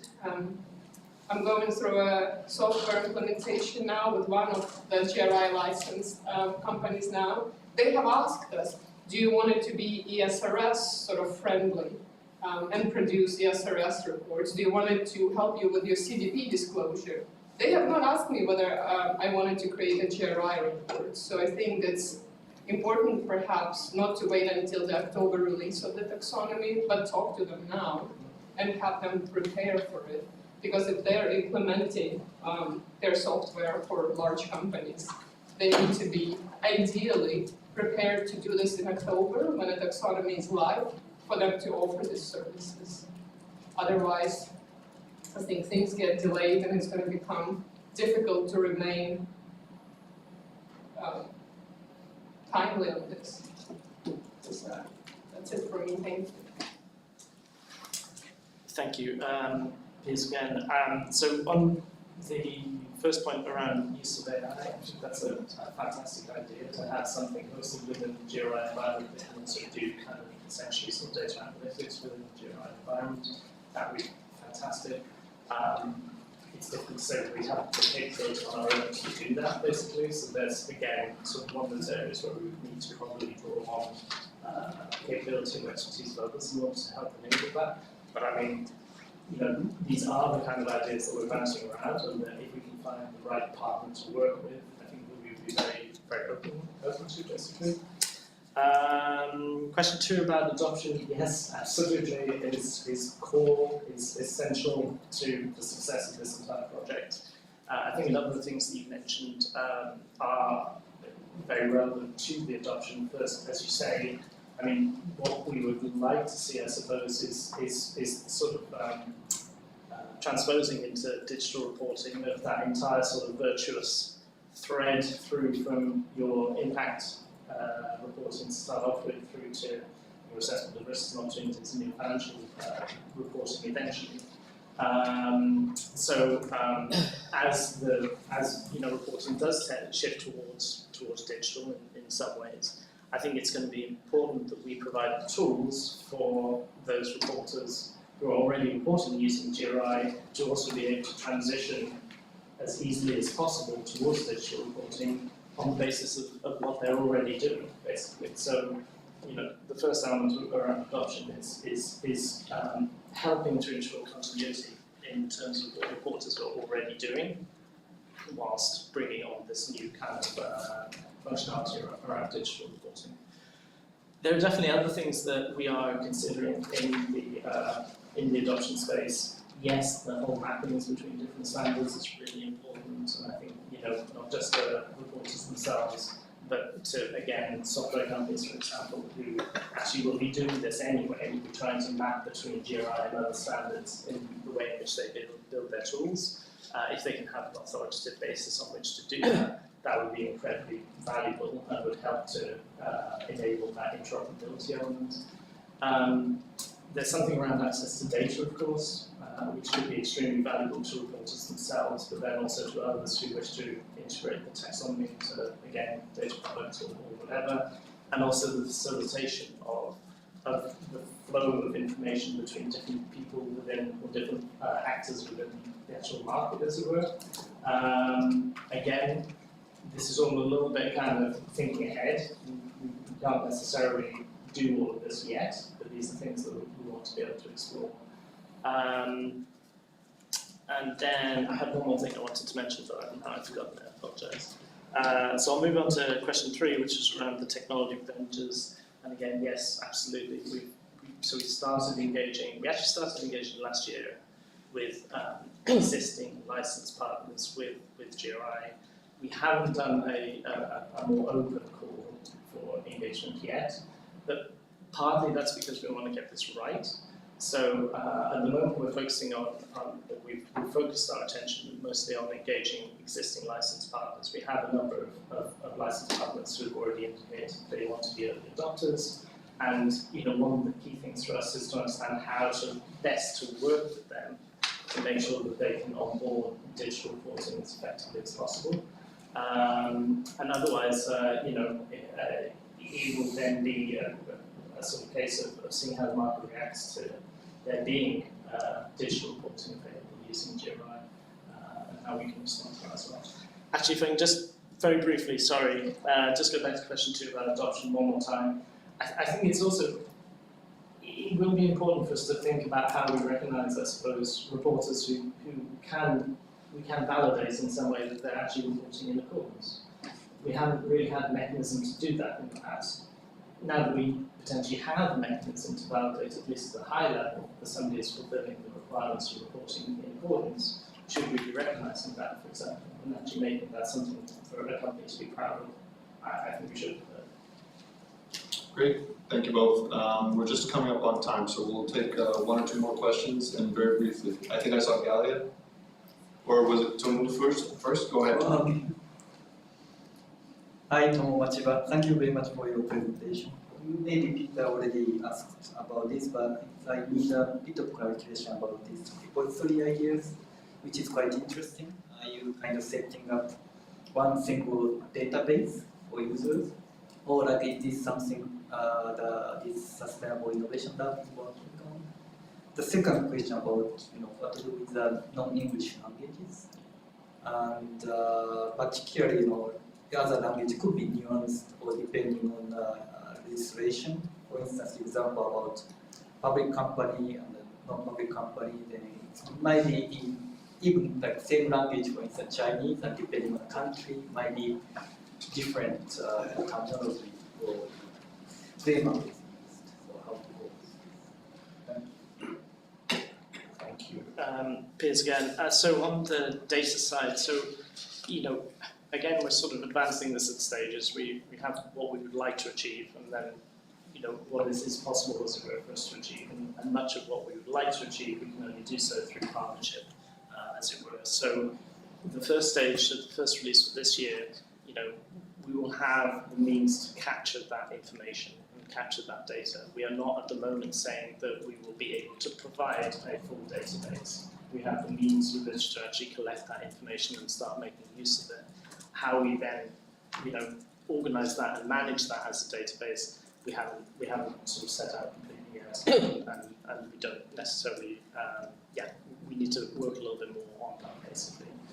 Is it something that can be facilitated through SIL? I believe so, but I think there's some distance to go yet in terms of understanding quite how SIL will work in relation to the taxonomy as well. So unfortunately I can't give you a sort of direct answer on that quite yet. And on the non-English, yes, so the first release will be English only, but we're already lining up translations for the taxonomy, which will be routed through the current translations process for the standards themselves. So again, as you say, areas of ambiguity or where we need to pay special attention to the translation of something into another language, which may mean different things basically, that will be something that will be routed through the same sort of translation process as we do for the standards themselves. Great, thank you, Piers. And then one last very brief question from Galit. In many of the requirements, we are reporting with references to other links, to other information, to integrate report to our website. Even sometimes we use 2 and 3 links and references. How it will be readable? And I'm volunteering for the month. Did you want to take that, Laura? Or sorry for volunteering for that. Sure, I mean, it's a good point. We alluded to that in the presentation. So that is definitely an option that GRI reporters have at the moment, right, to link to information that is available in other places. As I mentioned, this becomes more challenging with the taxonomy because you need to go through one streamlined type of process. So a company would need to download all of that data and unify it in order to do the complete tagging process in one go. So having information available in multiple locations makes this more challenging. It's absolutely possible to tag a website in some cases. For example, when we have a narrative data point, it's absolutely possible to tag a link to a website where there is more information. But of course, this is not helpful for the data analysis because you just end up as the information user with a list of hyperlinks that you need to go and explore further for yourself to find the data that you are looking for. In some instances, it won't even be possible to tag a hyperlink, for example, where the data type is a quantitative or a predetermined list of options that companies need to choose from. So it definitely becomes more challenging, this practice. So that is one of the things that we want to look into in a little bit more detail when we potentially look at changes to GRI 1 to see what is the guidance that we need to give to companies. I think we would still look to ensure flexibility where possible, but maybe there is additional guidance that is needed for those companies that want to use GRI and also apply it to taxonomy. Anything to add from your side, Piers? No, I think I think you captured the core thing there, which is about to what extent, as we evolve the taxonomy itself, can we move from, in some cases where currently it's difficult to be able to actually directly access the data we're asking for, essentially, move from acknowledging the disclosure of information to actually having that information and being able to do something with it. And I think that there are some cases in the standards where, for example, a company might be saying that they are reporting information in another report and therefore providing a link, where tagging the link provides evidence that you have disclosed. And in the first case, that might be sufficient, as it were. It's not ideal, but at least it's demonstrating that you have disclosed somehow. And then, as Lara says, how can we then reflect on our process, reflect on what the standards actually ask for in the first case, in order to try and pull that into something that is more usable from the perspective of digital reporting. So yeah, there's going to be a bit of a journey, I think, in terms of understanding this. Great, thank you again, Laura and Piers. Great questions and good engagement. We'll make up a little bit of time in the upcoming sessions, but for now that closes off this item. We'll take a 15-minute break and return for our governance update. Thank you. May I remind people that if you're checking out today, you need to check out before 11 o'clock. No, thank you.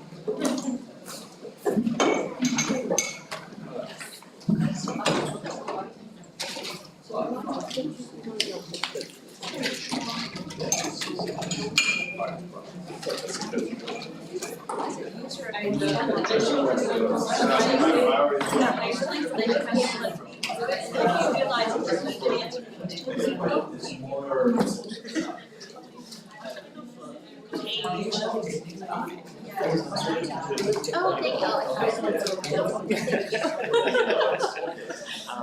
a couple of others scribble by someone. If you want maybe pick up a sort.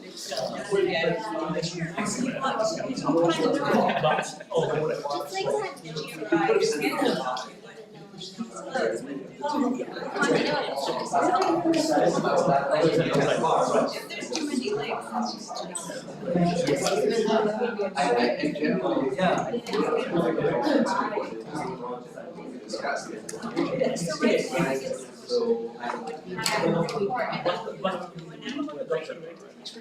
No, but I can tell you.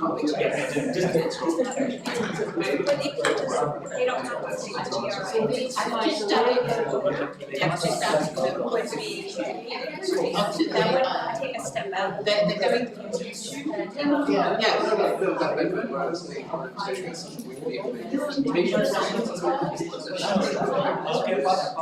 With the papers.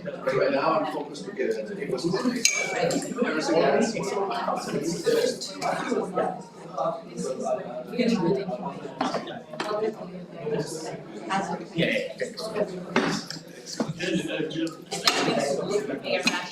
There's a brilliant tool, and the slides are kind of put down as in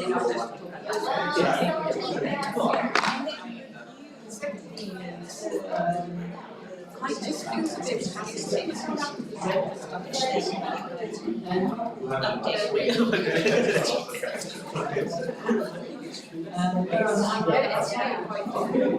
take later on. It's a lot of work for the first time. that has to happen soon.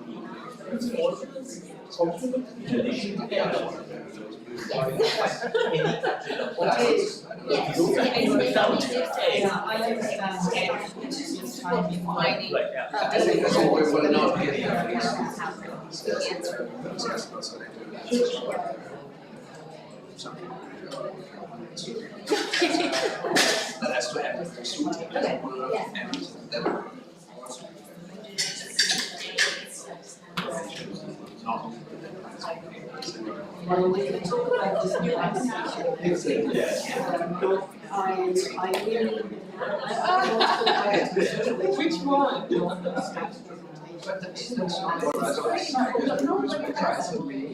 We need to also recognize that, like, so for example, this is very recent information. Like, just on that, like, I guess that's the. If we only put a paper on creation, So, we can reflect on these successes.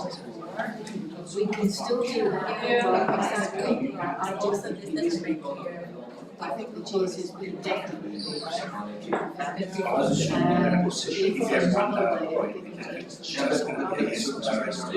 I don't think we could start we could solve the slides, but I have to set up maybe 7 days, it's like 10 days, 10 working days, 14 days.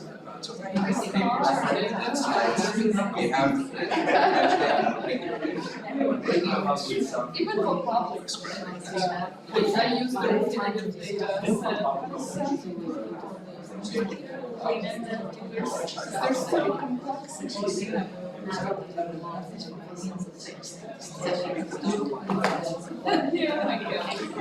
Anyway, they do some really great work.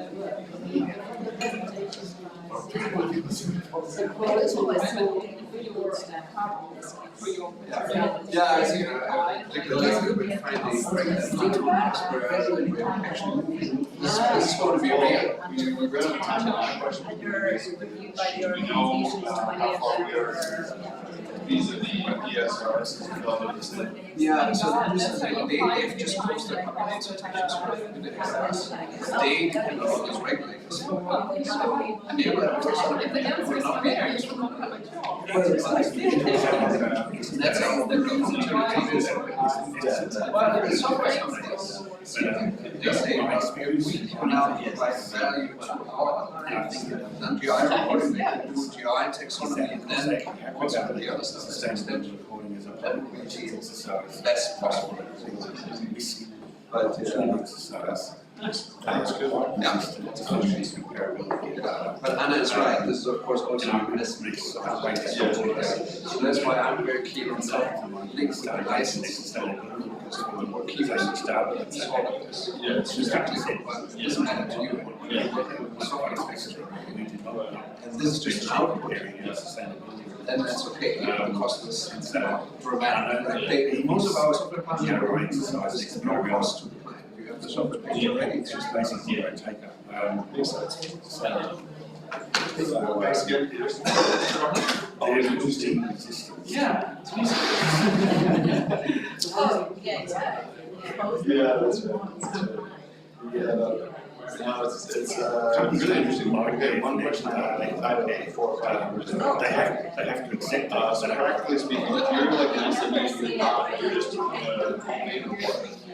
or is it like basically you're sitting there with Excel and just copy pasting 100 items? I don't know what the number is.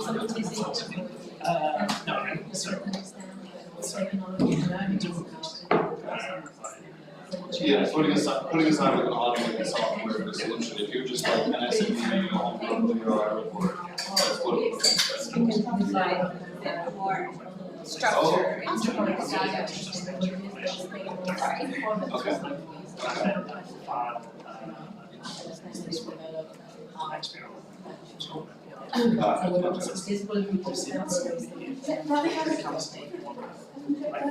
Yeah, I used For an average organization, have we figured out what the average data points were? I assume it's gotta be 200, something in that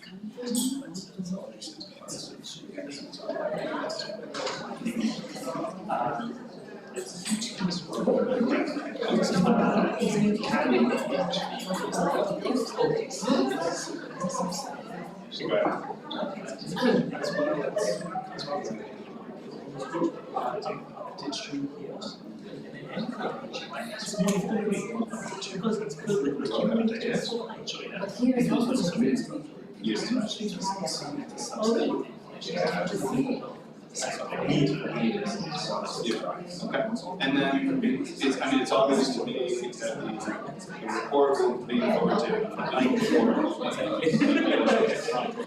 Is that modified in any way?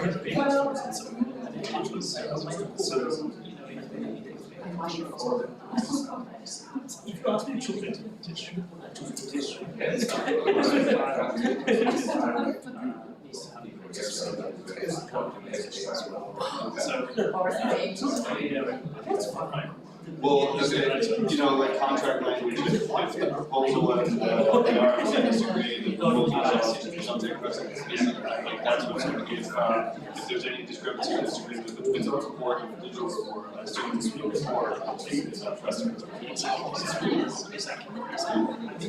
is that, have we written that down? Just, I'd love as much as it would, might be worth investing.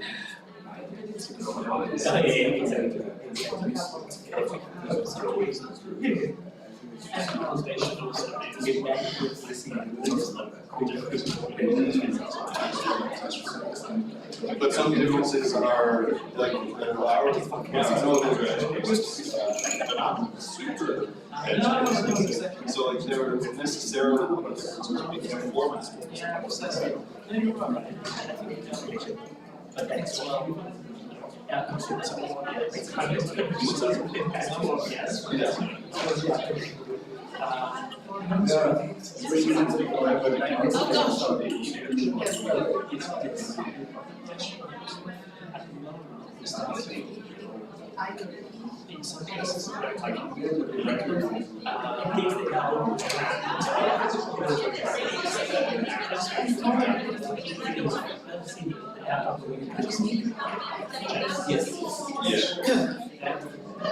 So now I can press the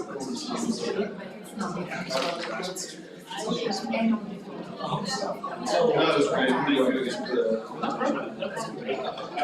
Everybody's interested in information.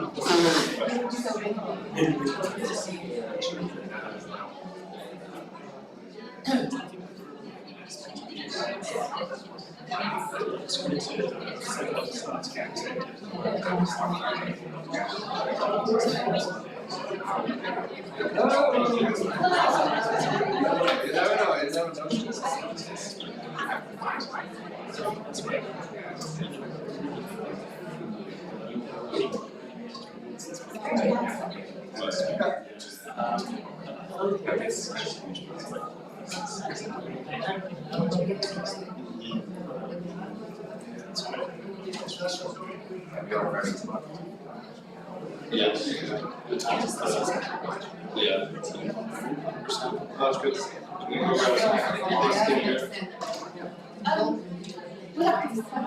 Right. And then you think, wait, before it gets too busy. So can we do it before it goes? Take 5 minutes or so? Yeah, I think so. Yeah, Carolyn's actually helping with so, yeah, I guess we'll come back. Yeah, just get them to know they're going to do that upstairs, downstairs, because you have dinner, so you have to lunch, there's so many people walking around.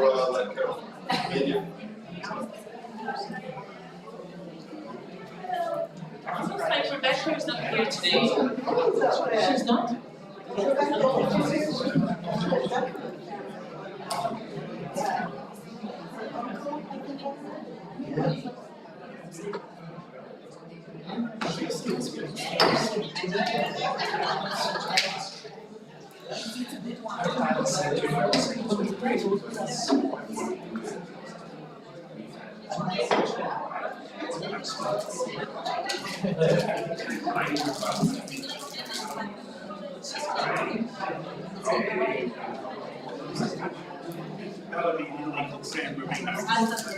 Have you been there?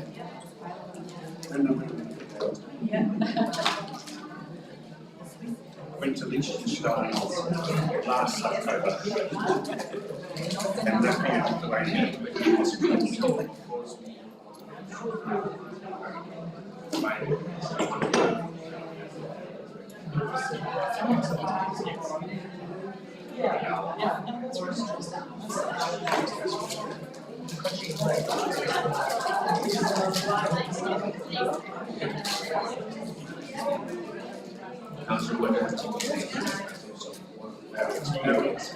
haven't had much time with the right recently, so I decided I need to stop relying on him. I did rely on him quite heavily when I first started with Terry, but I thought he needs to retire a bit. Yeah, sounds good.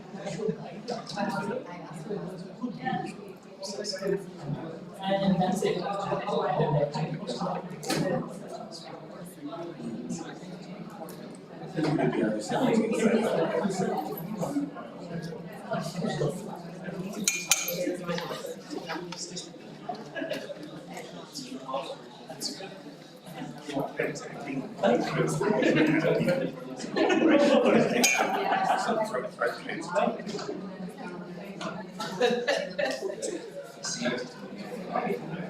Maybe. You take this bit out. Yes, Alright, well, I've got a brother who died on cancer at 64. And so I'm lucky to get on that. And also know recently, very fit,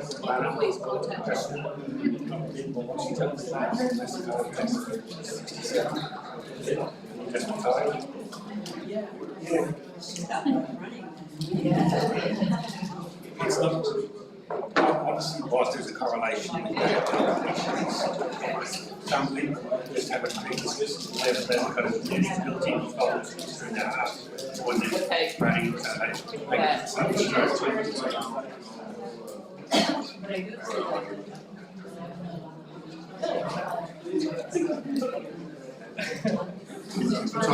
First ready now?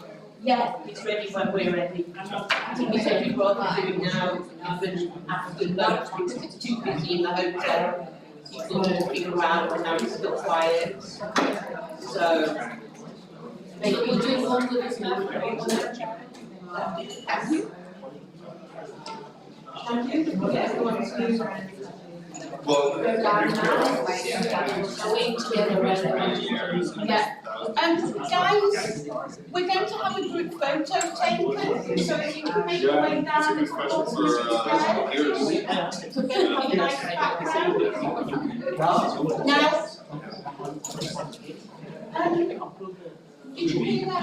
We're going to have a group photo taken. But we can do the, obviously, then not one.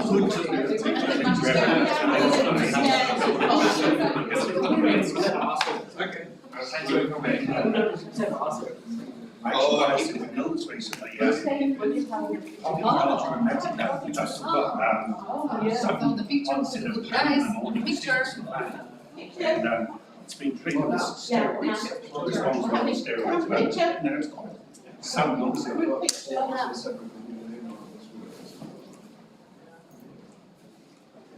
Are you taking a picture of the meeting? Well, to take a photograph, so you need to be in there, of course. It's your moment. I think so. Yeah, I think, are we doing stuff? Of course, last time they said so. Okay. They're posting it out. So you were also not in the meeting? So I wasn't the one that was back in February. Exactly, but not the latest. Yeah, not the latest.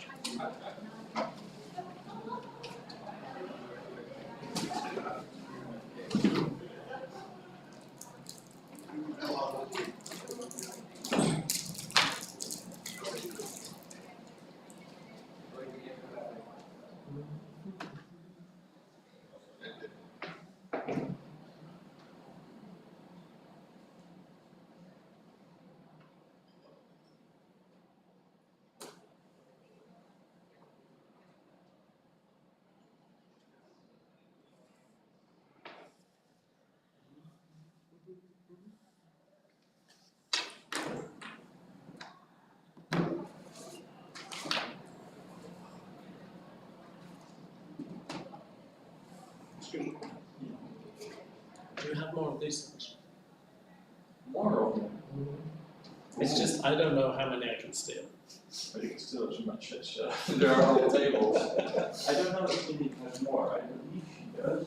I'm not quite sure. It's okay, I will, in that case, I'll take it to my house.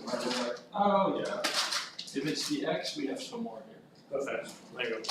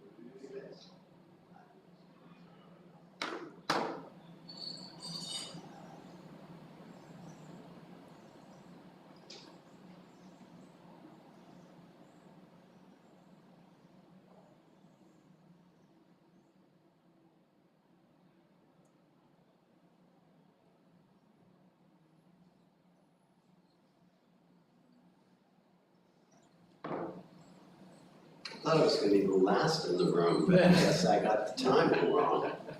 One of the first. So have you been keeping detailed notes? What's your, I don't know your name. Oh, Damien. What? Damien. Nice to meet you, Damien. Nice to meet you too. Have you been taking notes the whole time? No, I haven't been taking notes. I'm mostly doing the recording, so everyone is like able. Oh, I see. Yeah. Wonderful. I'm wondering if someone has been taking notes, because for example, I had to step out for a briefing during the time that Jessica was speaking. And I'm gonna see Jessica in London next week, so it's a good idea for me to have some idea what she said. Is any of this recorded? Yeah, all of this is being recorded. Okay, well, I might make a request to just see that session with you. Okay. How would I do that? Everything discussed up until now has been. I can't quite hear you. Oh, everything discussed right now, or up until right now, has been on the YouTube live stream as well. Okay. So you can watch it back on YouTube, Okay. or you can ask the. But what about yesterday? Same goes for yesterday. No, okay. Okay. Well, maybe you could send me a link or something too. And I believe Gideon can also send you the file of the complete day, because yesterday was only recorded on YouTube for the first session, or the first part. Well, I don't think that Jessica's was part of the public session. So is it still available for internal use? I think so, yeah. Okay. Usually it goes through Gideon, but then she has access to all Okay, the files. I'll ask her. Yeah. Thank you. Okay. We are making sure here that everyone is audible and understandable. Okay.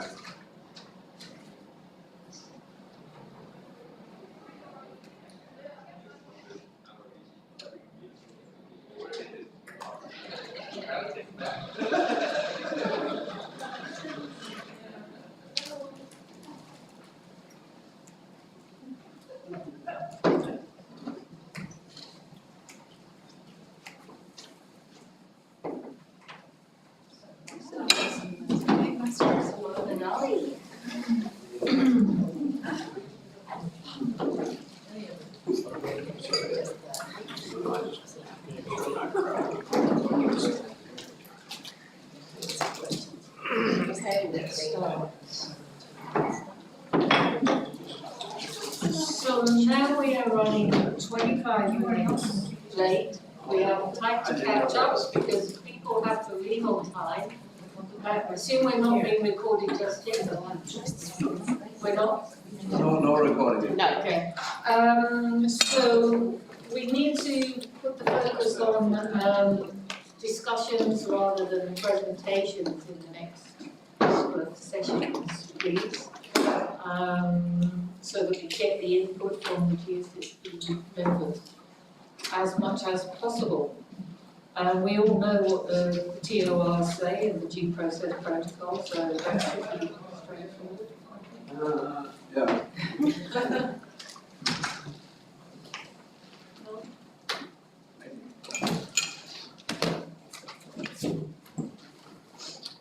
Okay. Are you ready? Well, not everybody's here, but I think we'll just. Yeah, I saw them disappearing on their phones. Yeah.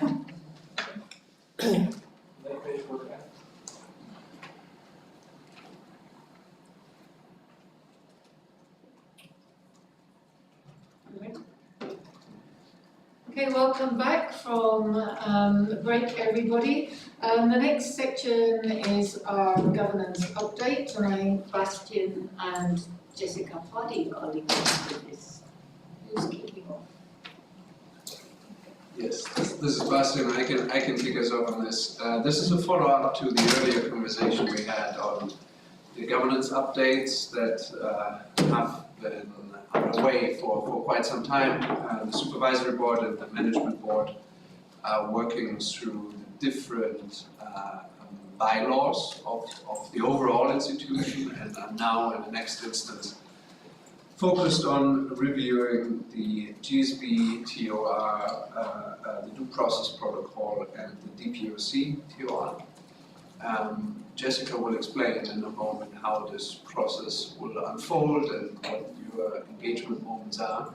But in our last discussion, I did mention that from the staff side, we wanted to provide at least a brief update on the points that we see in addition to what you've been discussing. This is more the perspective of the colleagues that either have been with GRI for quite some time and were part of implementing the new governance structure, running the projects, but importantly also those that have joined us recently. We more than doubled capacity in the standards division, and very many of the colleagues with their different backgrounds had to engage with these governance documents on a day-to-day. And so I think there is important feedback also from them to consider. So I give a high-level reflection, also acknowledging that we're a bit pressed for time, on both on the GSB TOR and the due process, highlighting a couple of the areas that we could discuss further today. Yeah. Okay, thank you. And it's probably worth just noting first that we have, as a board, discussed briefly the terms of reference of the GSSB, and in particular, there were some comments around paragraph 10, and a view that the technical, strategic and political aspects of standard setting go hand in hand and need to be considered together. Yes. So I'm not going to dwell on the things that you've already flagged. I'm trying to be additional in the commentary. So on the GSB terms of reference, I'm summarizing a set of probably 100 comments that we have on the staff side on these documents. There are observations around the accessibility, the format and presentation. I think one overarching comment is that it's probably unnecessarily complex. The language governance documents tend to be a bit complex, but it is not very accessible. And as we deal with a global audience, not necessarily native speakers, there is a significant amount of simplification that can be achieved, making our governance, which is one of our core assets in many ways, more accessible. So that's one. That includes that these documents have too many words, explained sometimes 3 or 4 times over the same element and the same responsibility. So that's something where we can work with our team of editors, in addition to the governance committee, to condense that very significantly. There is also an issue of accessibility when it comes to formatting of the documents. I think we've learned many lessons in terms of how you make public-facing documents more accessible over the years, and they have not been applied in a consistent way to our governance documents. It might be less relevant for other governance documents, for other governance bodies, but for the GSB, they're scrutinized regularly. We're referencing them a lot in our regulatory engagement and elsewhere. So having them really accessible through the formatting and everything will help as well. In terms of content and focus for the GSB TOR, there is an overarching observation that the TOR is actually not focused only on the responsibilities of the GSB, but it should be. So it's duplicating contents, maybe to an extent that it doesn't have to, because you can directly reference the due process and other things in the relevant sections. And we really need to accomplish that there's a clearly set of responsibilities for the GSB, and then separate the due process that connects into the relevant TORs. Also, right now there is an anchoring piece across the DPRC, the GSSB TORs around the purpose and scope of the standards and the standard setting, also the public interest notion. So clarifying that further will help us also in the public-facing communication. Further observations include that around the voting procedures, while the approval probably is relatively straightforward when we come to the end of the process and there's a quorum and all of that, we have approvals across, and codifying a bit more how this can be handled, including the electronic votes and how we deal with situations where the board, for whatever reason, doesn't have a full complement, that there is more that we can do on that level. Last observation about the GSB TOR is for the terminology. We are handling a couple of terms. I give examples: authoritative pronouncements, public hearings. Those have not been defined. We see that different people interpret them differently, and they're also not necessarily consistent across the governance documents that the GSB needs to employ in its work. So that's something that will have our attention. We did discuss already to look at public sector institutions as a constituency, but the staff is also highlighting that mediating institutions as a constituency probably deserves a bit more discussion because it continues to trip us up. I mean, it's a governance term, granted, but also who is included in that constituency, and having a bit more explanation that will have, again, with public face explaining who's represented in our governance. In addition, I think on the due process, most of the comments I had on the TOR apply there as well in terms of accessibility, form and presentation. Also the content focus, the due process should actually really connect the TORs into a process and should highlight a process. We've said earlier, a diagram would have a clear delineation of the different steps. But in addition to that, Laura has mentioned in the earlier session, we need to consider whether the XBRL related portfolio forms part of the due process. From our recent work, and the next session is a good example of that, we will probably have to consider what we now call narrow scope amendments of standards, and whether these need to follow the exact same steps is at least worth a discussion, because there could be different types of amendments. And also figuring out whether certain changes, interpretations were mentioned in an earlier session today, what the remit of the GSB is to condense a public consultation, for example, or to skip maybe potentially even certain due process steps if the impact on the preparer is negligible, but it constitutes a change to the standard. So these are things that we will tinker with, and we will develop proposals on how we could play that back.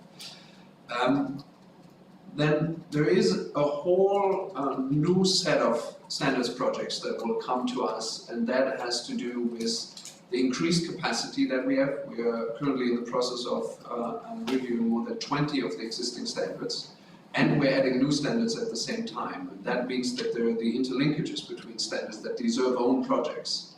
But that wasn't foreseen in a good way in the governance documents, because we were very focused on revision and new projects, but at the time that we designed the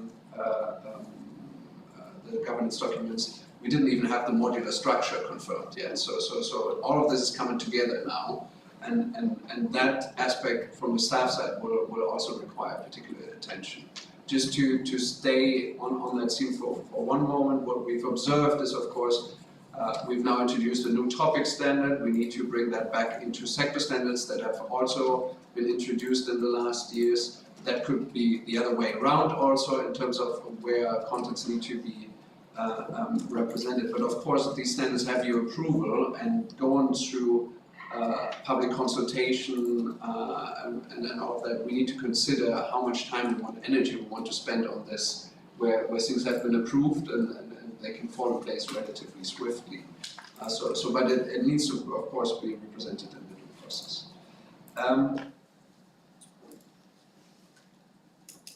I think the last point then from me on this, and I mentioned it under terminology, is there is something around the public interest notion in these documents that next to the scope and purpose of the standards, and delineating that very clearly in all governance documents, what GRI is driving, connecting back into the mission, that public interest notion is really, really important.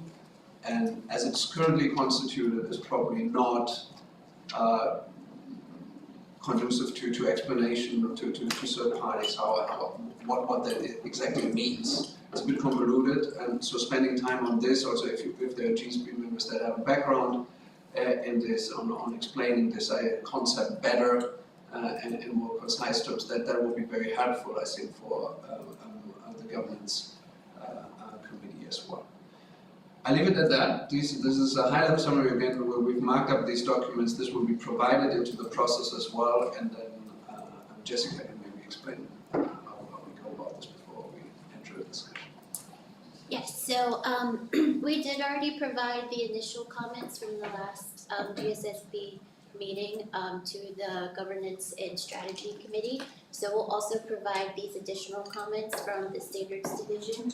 So what we're going to do, we're going to draft the GSSB bylaws, the DPOC bylaws, and then the due process protocol. So we're going to work on these documents, and then once we kind of get some good drafts, we'll come back with next steps to kind of figure out what further feedback and review will look like for this process. Are there any questions or comments?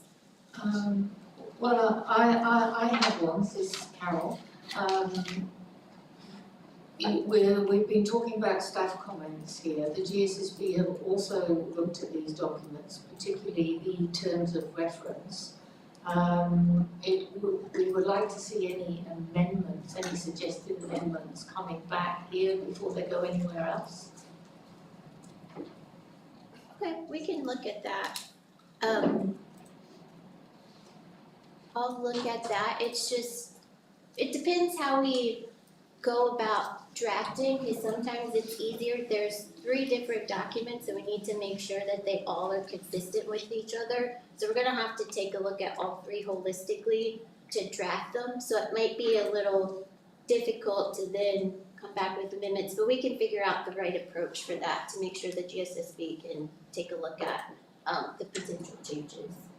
Yeah, I think that is important because we did have quite a few comments already, and I think members would like to see the gist of what they were conveying is incorporated, particularly into the terms of reference of the GSSB. So it would be good to see these documents with amendments tracked, I think. I can see a few nods. Yeah, just to manage expectations, I think they will look fundamentally different, so I'm not sure that this will be tracked documents, but what we can make sure is that we connect into the feedback that you've provided and see which elements have been recognized and in what way. But just telling from the other bylaws, the documents will look fundamentally. But I think with the terms of reference, then we'll need, if we don't get track changes, we'll need to see a summary of anything that's been taken out and anything that's been added. Yeah, that's what I'm saying, yeah. Yeah, I think a summary will definitely work, because like Bastian said, it's gonna be pretty much a rewrite. I mean, it'll include some of the same things, but it's gonna have to be rewritten rather than just revised and track changed. Agreed, it's a very cumbersome document, so a rewrite would be good, but we did have quite a few views on that document. Every GSSB member had some input into that, so I think we do need to see that again. Corley. Thank you, Carol and Jessica, Bastian. Two quick questions. One more a high-level question, and I apologize if this has come up before, it just occurred to me. In terms of the constituencies, has it ever been looked at, for example, to broaden the Labour constituency to other civil society organisations beyond Labour? Or where, would they fall in a different place? So we have civil society and labour we have as distinct constituencies. The problem is that under mediating we're lumping together a whole host of types, ranging from consultants to academics to regulatory bodies. What we already said, public sector institutions don't fit that very well, but by extension you could at least offer more explanation of who you would expect in that category to feature. That's helpful. Yeah. And the second point, I don't know if we will still be having the discussion about the XBRL consideration due process? Is that, we're still going to get to that? Okay, we'll wait for that. Obviously, the matter of constituencies is not just one for this board because it affects every governance body, the GRI and all the working groups. Whilst we can input, I'm sure ours won't be the only input into that. For my part, I've always found the mediating institutions ones tricky. I know from being on the stakeholder council, there were always a lot more applications for that constituency than others, which means that we often end up with say no academics on a particular board, which also I've seen questions raised about. And clearly no public sector representation either on many of them.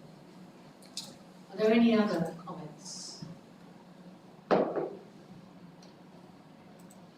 what's being proposed? No? Okay, so we will get those. I'm sure we will have comments when we see the drafts of these documents. And so as far as timing is concerned, there is plenty of time for them to come back to us. We can manage that in the timing schedule. Yes, there definitely is. I think with these 3 documents and making sure we're being consistent with the documents and referencing each document, I think it's going to take a little bit of time. So there's definitely time within the timeline. Okay. Can we take views of the board on that matter whether XBRL should be part of it or not? Because that is a category, it's not actually mentioned at all in there. Other standards boards have that as explicitly in the amendment, including at AFRAC and the colleagues at the ISSB. So is it the view of the GSB that we should be developing the due process and also the TOR with an eye to it? Because both the GSB and the DPRC TOR would have to be updated as well. Anna? I initially thought that perhaps we shouldn't, and after Laura presented the complexities associated with it and the decisions that will need to be taken, I think I would recommend that we do build the XBRL into the due process. This is Courtney. I agree with Anna. I think my suggestion would be that the wording should be flexible, both in the sense of what it is that's included, so perhaps not only limiting it to XBRL, but any kind of accommodation or consideration of how the standards are presented in digital format, or because these things may evolve, and we had the AI question from Jennifer, so I would caution against being too specific, and then also be flexible, perhaps not to push every single aspect of that project through the due process, but to give the GSSB some flexibility to consider whether the impact, for example, on the interpretation of the standards is of a nature that requires it to go through the whole process. That might be kind of a middle ground to not delay these kinds of processes, but to enable us to ensure still that the standard, the quality of the standards themselves not compromised or diminished in any way. Are there any other views on that? I guess, this is Jennifer Prinzing. Yes, include the XBRL, I think, in the documents. But something else we heard in the presentation earlier was using that XBRL functionality to validate reporting in accordance with the standard. And I wonder if that's additional scope that we don't currently have covered that feels new and should be addressed. Thank you. So I definitely think it's important that we have a look at that draft wording before that. Excellent. Thank you. Seeing no other comments on that, then I think that takes us to the GSSB self-assessment, something I'd asked Jessica to have a look into. Jessica, would you like to tell us what your thoughts are now? Yes, so the current GSSB terms of reference states that the GSSB must conduct a yearly self-evaluation to evaluate the effectiveness of the GSSB. So the plan is to issue a self-assessment probably around June. We'll do it electronically. Members will have a certain period of time to complete it. And then we'll share the results with the GSSB. Also, per the terms of reference, the results are shared with the DPOC as well, and they'll also be shared with the supervisory board after the GSSB has reviewed everything. So the current self-assessment that the GSSB has used in the past has 3 different sections. So one is about roles and responsibilities. So do members understand their roles and responsibilities as a GSSB member? Also operational procedures, so talks about the meetings, the structure, culture within the GSSB, and then also individual performance. The last section is the evaluation of GRI's staff support, just talking about meeting materials and things like that. So I just wanted to see from members, this is pretty much a typical board self-assessment, but are there any other areas that the GSSB members think that maybe should be included? Also, if you don't know of anything today, you can always email me, because we're gonna go through the self-assessment, just see if there needs to be any updates made, and then we'll send it out in June, so there's still some time if you have any comments.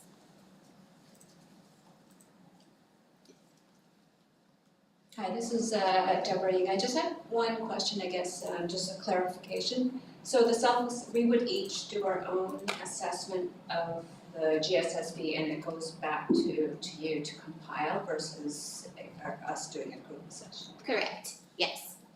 And then the self-assessments in the past have been anonymous, so you don't put any information that will link back to yourself, and then we compile that information together.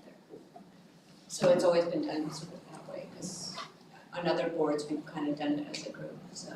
That's my understanding. I don't know if actually you have any more information on the past self-assessments. So the different, I think governance bodies have dealt differently with how they looked at the feedback. So there was always a process of individuals providing input, but some have chosen to have joint sessions.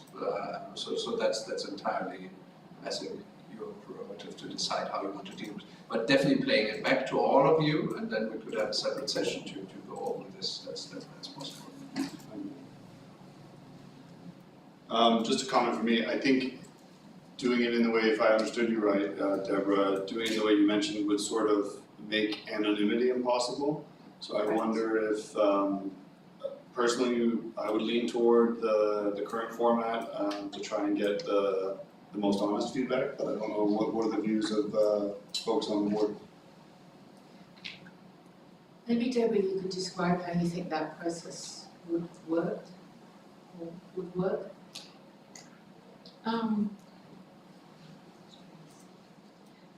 So in other boards, I guess there would be a evaluation that is conducted with the whole board there, evaluating how they've operated as a board. I mean, the only difference is it wouldn't be anonymous. People, if they had an issue, would have to state, what they honestly felt and had to be comfortable sharing it with the rest of the board. So that would be. But that's just a different way of So that would be similar to the session we had towards the end of last year where we talked about the format of the board, and we talked about wanting more input from GSSB members, less time on presentations being given to us, that kind of thing, which I think is that those discussions are also very valuable, and those are appropriate to have amongst the board. So we could do that as well. We could have another discussion about the format of the GSSB meetings. Yeah, that's true. Are they being effective? What could we focus on, that sort of thing? Yeah, because we changed the way that we do it, so we could have a reflection as a group on how we think that's working. Yeah. Yeah. Just a minor point, I think that was sort of what Bastion was saying as well. Even if we collect the responses anonymously and separately. We would still have a session to discuss all of them, and to your point, Carol, also any discussions on format, right? Okay, thank you. I think that will be a good exercise for us all to engage in. Thank you very much. So that will happen around mid-year? Yes. Okay, thank you. So I think that moves us on to discussing item 2 on our paper on the GRI 1 foundations, the box and GRI 3 as effective as well. So I think Bastian and Laura are going to take us through that. Yes. So we do have a paper that we will all have read already on this issue. Yes, so I will kick us off, Sebastian again. We've discussed over the course of 2023 that we are faced with contents in the GI1 that has come into being fairly recently due to developments in the reporting landscape, regulatory developments, digital reporting in part, although that was not the focus of our discussion last year, it has become more important over the last months.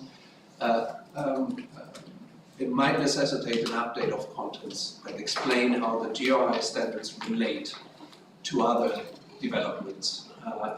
And this discussion was last year focused predominantly on GI1, but we are also identifying that in GI3 we have related contents that we would need to update. What we're trying to do at this point in time is to go back to these discussions, compare them to the most recent developments, the strategic discussions you had, and take your views on the need and the timing to start a standard setting project that we would have to run by due process to get amendments implemented for the GRI1 and by extension the GRI3.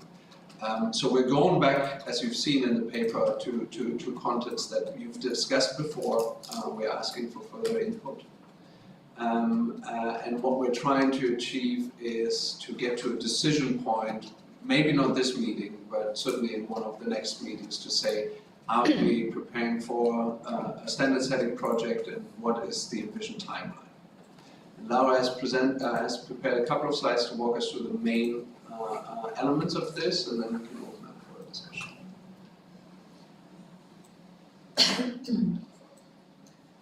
Thank you, Bastian. I will be very brief to allow enough time for the discussion today. I will briefly take you through the 3 areas of potential changes that we are contemplating in the discussion paper. Maybe an important clarification at the outset is that we are presenting these as narrow scope amendments, meaning that these are very targeted changes to specific sections of GRI1 and GRI3, rather than wholesale revisions of these new standards. So that is an important clarification to make. The first area of changes result from the recent developments in the reporting landscape. The GSSB has discussed this at length last year, so I will not go into a lot of detail. But maybe some things to highlight since the last discussion of the GSSB last year was that we have further evolved the text from box 1, which outlines the position of the GSSB regarding the purpose of the GRI standards and how they relate to other developments in the reporting landscape. And in particular, we have incorporated the latest feedback from the GSSB to clarify the meaning of risk and opportunity in this text.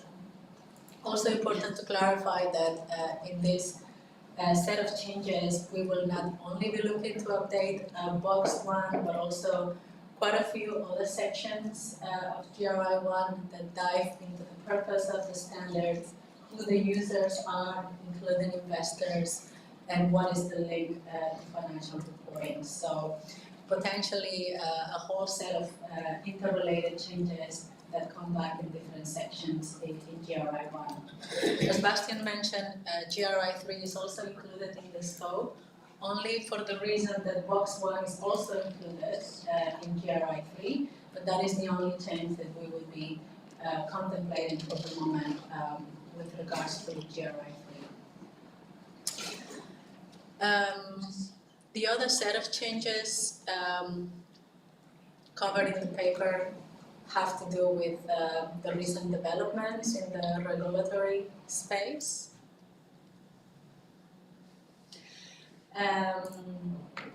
As we outlined in the paper, there is quite a lot of momentum at the moment with mandatory sustainability reporting. We have a few examples, particularly in the EU more recently, but also in the case of India in the BRSR framework, where national jurisdictions are developing mandatory sustainability reporting requirements and using the GRI standards as a key reference for developing those requirements. This means that there will be many more companies globally that will be reporting GRI-aligned disclosures through applying those national requirements, and those companies will be able to easily report with reference to the GRI standards with little effort. In the EU, for example, there will be about 45,000 companies that will be reporting many of the GRI disclosures that now have been embedded within the ESRS. And that is a huge opportunity for us to bring them into the GRI standards, not only for them to report with reference to us, but also hopefully for them to use the GRI standards to fill in some of the gaps that these national standards have when it comes to the coverage of the topics that they have. So what we see as a result of this is an expected interest, and we already see this interest manifesting whereby regulators want to enable this process of reporting with reference for those companies that fall under those national requirements. There's been a few methods suggested on how to do that through interoperability indexes or even looking at means to ensure automatic compliance. And that's one of the things we want to bring to the GSSB as a potential change to GRI 1 to reflect this new reality in the regulatory space. So the changes that could result from this would be primarily in Section 3, where we look at the option of reporting with reference to the standards, where this could be one of the use cases that is described for that particular option. We could also look at the 3 requirements for reporting with reference, which are to publish the content index, to notify GRI, and to make a statement of use, to see how we could ease those requirements even further for these companies that fall under national requirements. And also looking at how digital reporting, as we were discussing earlier, could facilitate this automatic compliance with national jurisdictions. And finally, the last set of changes is around digital reporting. We've covered this at length in the previous session, so I will not go into that. But it's again looking at the impact that digital reporting and the taxonomy in particular could have for some of the requirements in GRI 1, which is to publish a content index and to notify GRI, as well as the provision on reporting information across country locations. So that will be the last set of changes that we will be looking to potentially look into as part of this process.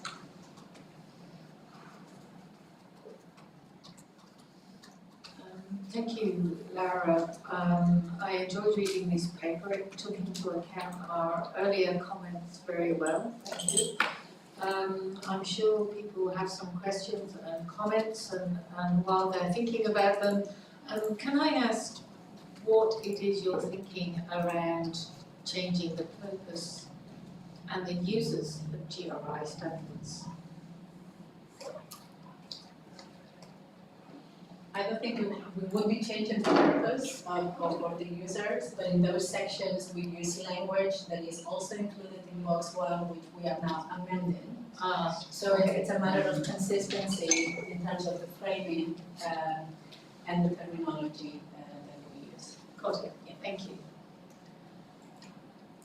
Are there any comments on this? This is an important document. The Standards Division have asked for feedback on a number of points. And firstly, whether the text proposed reflects the comments that we made in June. Is everybody happy that it does do that? And those new members of the GSSB, do you have any comments on this text? Thank you, Tomo Machiko speaking, and thank you very much. And I came, late in the process, so I shouldn't make any additional comment as such. Just I found the document a little difficult, where actually we are making the amendments. And one thing I noticed was a box 1, the line 3, saying these impacts are identified and reported using GRI 3 material topics 2021. And the actual GRI 3 is talking about to identify material topics, and you have to first go into the impact and collecting the data from different sources. Then you identify material topics, then identifying more actual impact. So it's a bit of impact, materiality, impact kind of process, which I understand we have to go through, but it's that we are maybe not only this sentence, but generally, kind of providing guidance on materiality, a little bit of ambiguous and difficult to interpret. I'm having a little trouble hearing you, Tomo, at this end of the table. But I think you're talking about those steps for determining the material topics, and what we're looking at the moment is a narrow scope revision, and that would be a major revision to a standard that has really only just started being used. So I think it's too soon to consider that, but Laura, do you want to comment? Yeah, no, I agree. Maybe we could look at the wording and better reflect the steps of GRI 3 and because in GRI 3 we refer to other mechanisms to identify the impacts, and GRI 3 is then the tool to identify the most significant impacts. So maybe we can look at the wording to better clarify that the step that is being outlined in GRI 3. So that is something we can definitely do. No, thank you very much. I'm not kind of suggesting changing the GRI itself, but if I'm interpreting based on the GRI, then this sentence a little bit of, deficient in the sense. Thank you. I just wondered about the last couple of sentences at the end of paragraph 1 in box 1, and wondered if there was perhaps a better way of wording that. And also perhaps clarifying that we don't use the term impact materiality in our standards. We're asking organisations to report on their most significant impacts. Any other comments on that first thing on the amendments to the proposed text? Yes, I just wanted to clarify when you talk about the amendment in section 5.1, which is aligning sustainability reporting with other reporting, and then I think it's line 168 where you're talking about respective national regulators. Is this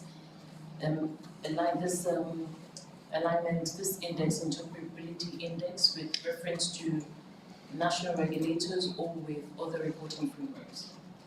Because I certainly agree with including that amendment, but now I don't know if the priority is the respective national regulators or if it's interoperability with other standards. So that is it. Yeah, thank you. So section 5.1 looks primarily at the alignment with financial reporting, whether that is done on a voluntary basis or naturally.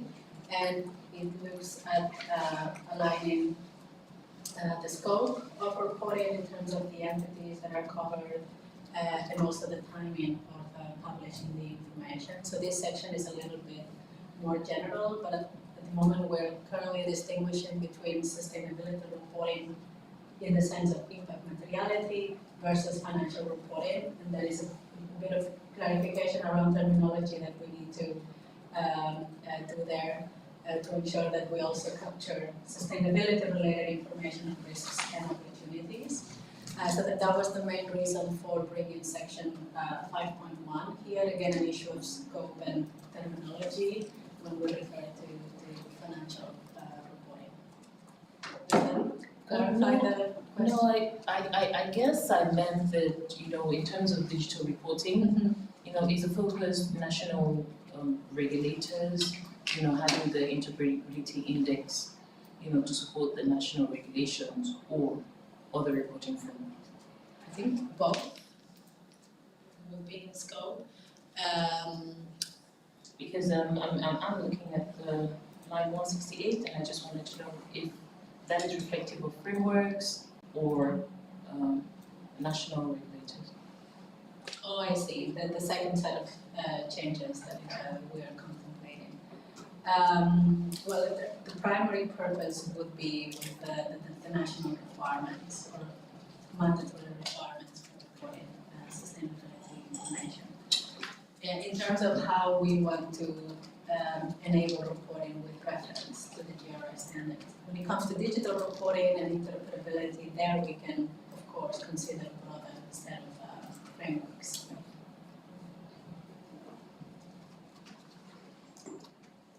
No, it's a minor point. I read through the, sorry, Chulendra here.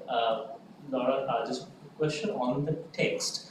When we refer to risks and opportunities, I know we have already discussed this at the earlier meeting, but is there a benefit of bringing the word sustainability related risks and opportunities or terming that risk and opportunities as SRROs? Because the word SRROs is now becoming prevalent in the reporting landscape. Just wondering whether you want to consider using that particular term to relate so that reporters can relate to that risks from IFRS. Thank you. Do you mean using the acronym or just the terminology? The terminology. Yeah. I think we can look to align with the terminology that is currently out there. Sustainability risks and opportunities. Yeah.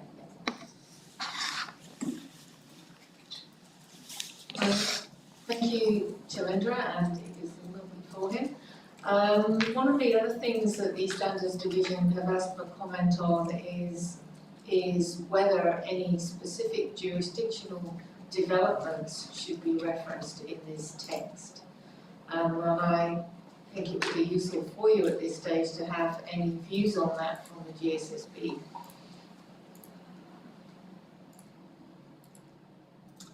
And it of course might be problematic if we reference one and not others. So what are the, and I can see a lot of nods to that comment. Yeah, and maybe to just give the context of it, I think last summer the EU was reflected in this text because that was the only jurisdiction that was behind the double materiality concept at the time.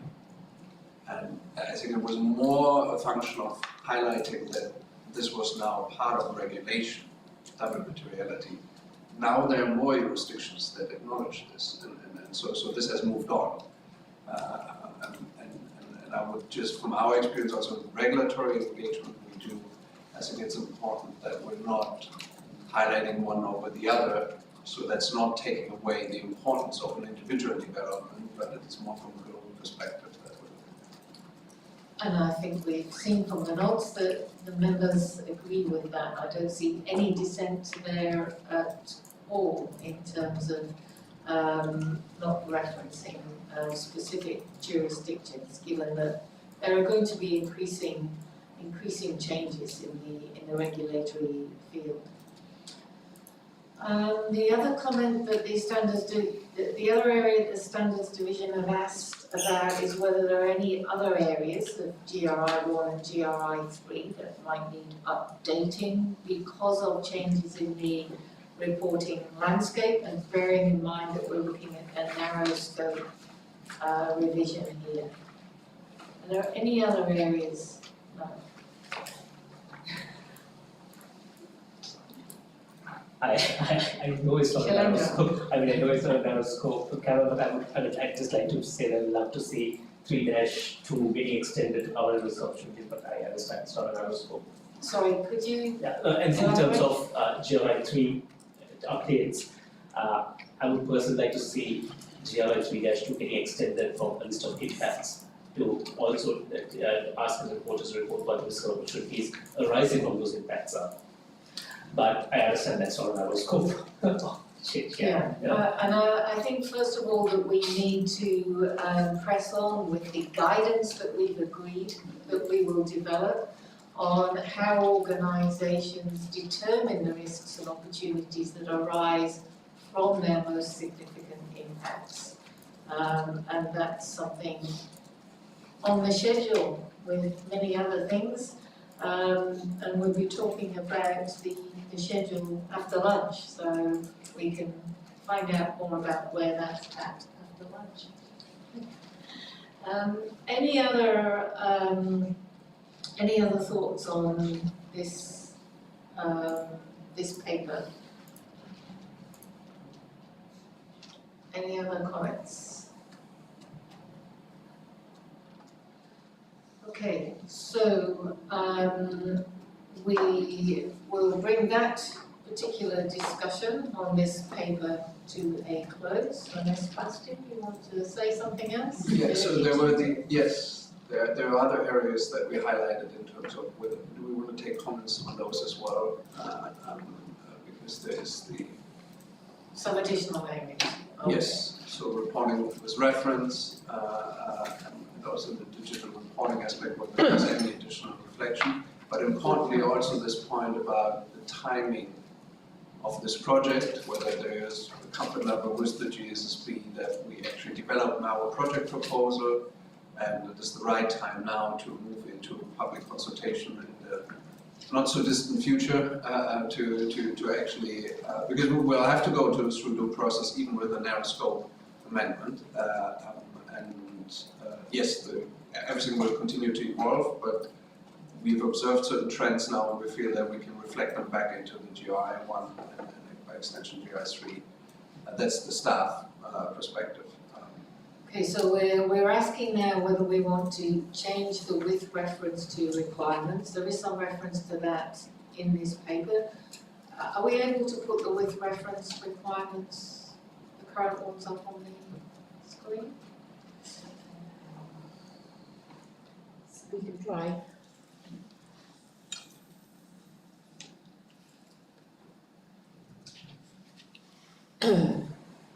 I keep going. And so this is particularly in relation to digital reporting, about broader. It's about the interaction with national reporting requirements.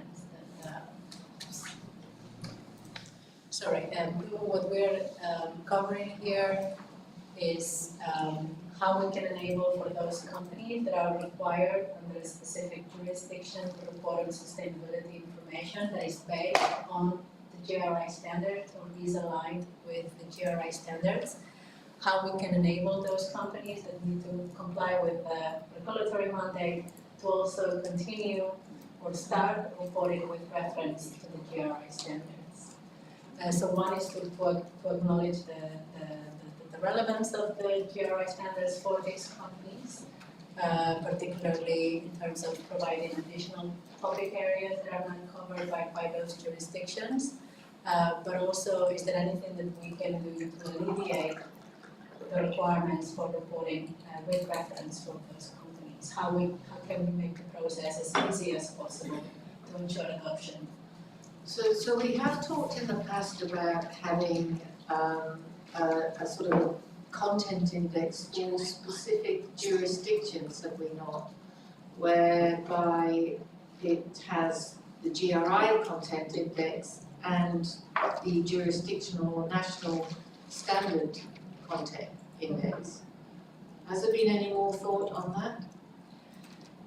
Yeah, that's so with EFRA in particular, we have developed the interoperability index, which is in draft form, and we're currently working to finalize it together with EFRA.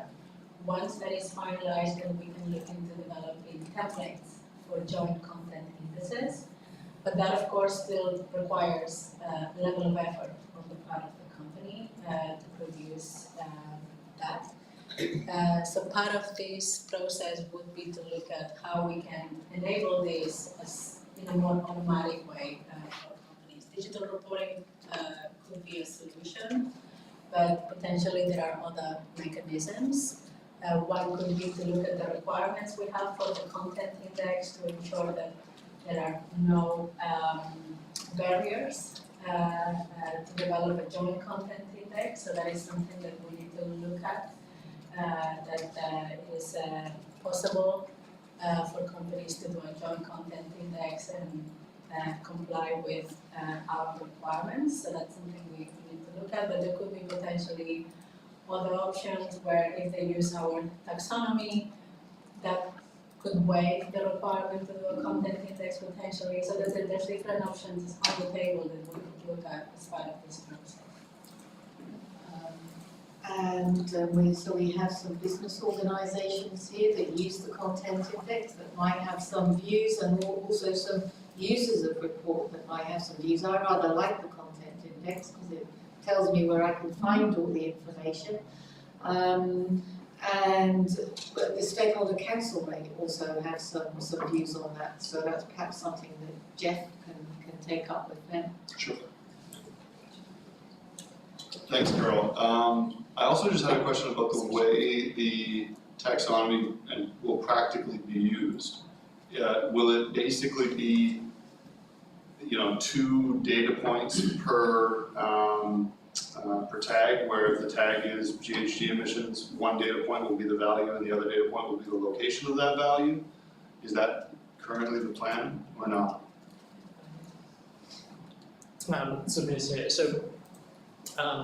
As we discussed before, what we're trying to get back to are the core set of independent data points, items of information that you are asking to be reported under each of the requirements. So if we construct the data points on the basis of the actual contents, as it were, and if, for example, we ask in the standards for a breakdown of a particular metric by significant locations, operations, or whatever it might be, then we would generate enough data points, as it were, to be able to actually cover the scope of what they're asking for.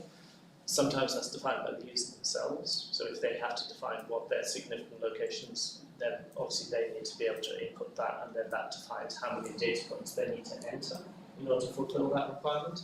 And obviously sometimes it's more limited by the standards itself. So we can say from the wording of the standards, there are 2 very distinct data points that you need to report here, for example. But it does vary depending on the requirement and the actual nature of the information that's being asked for underneath that requirement.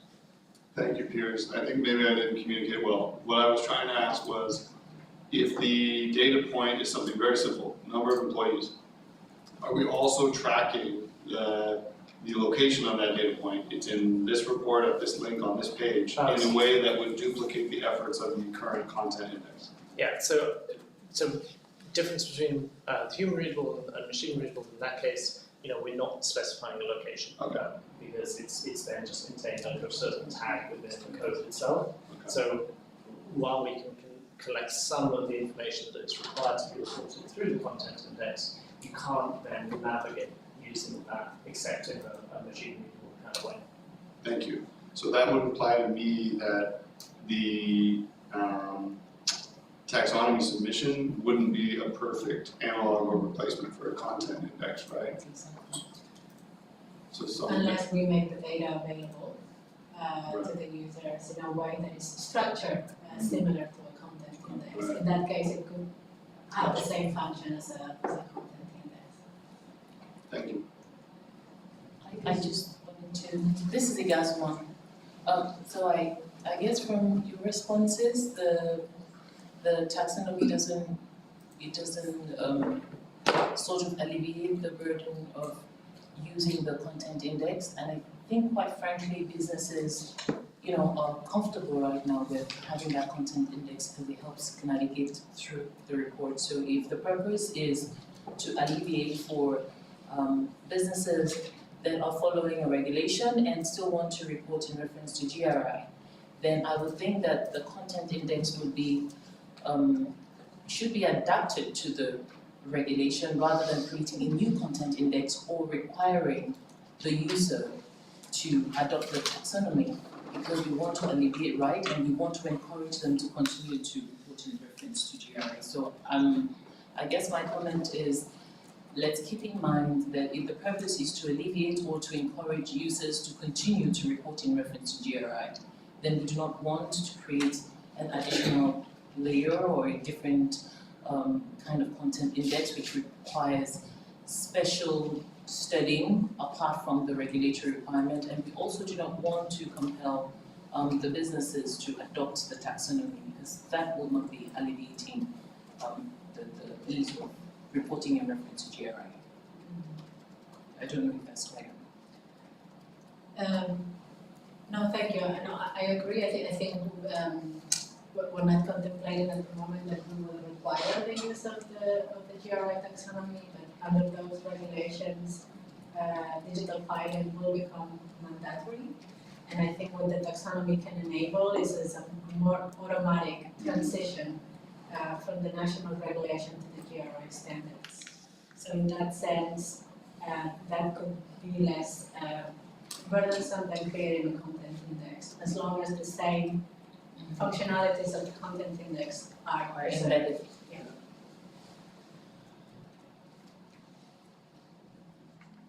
Hi, Jeff Robertson. I just had one additional question on that same topic about potentially changing the requirements for reporting with reference. Could we envision just a simple kind of carve out where if you're reporting with not as part of any regulatory regime, then the same rules and requirements apply. But if you are reporting under a regime that specifies the use of the taxonomy and we have interoperability with that taxonomy, we could relax those requirements as an option.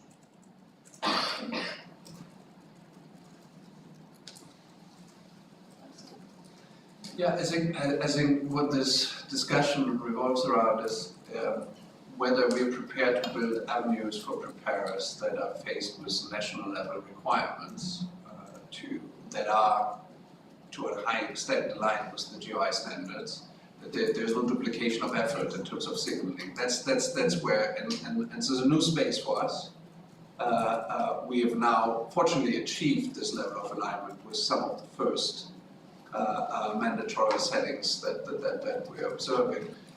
But it seems to be, I think that would be one aspect of Laura's presentation that I would like to highlight, is that this involves us then developing jurisdiction-specific approaches actually, which sit below the level of the requirement in the GRI standards. We need to adjust the requirements in a way that we can open up these avenues and then build these avenues, and that includes digital reporting, enabling through those reporters that work through softwares and have to file locally to also issue a GRI report and make these with reference claims, but in a similar vein, just offering additional content guidance, potentially of a certain status, to make sure that it is not perceived as duplication of effort. I think that's what we're addressing most.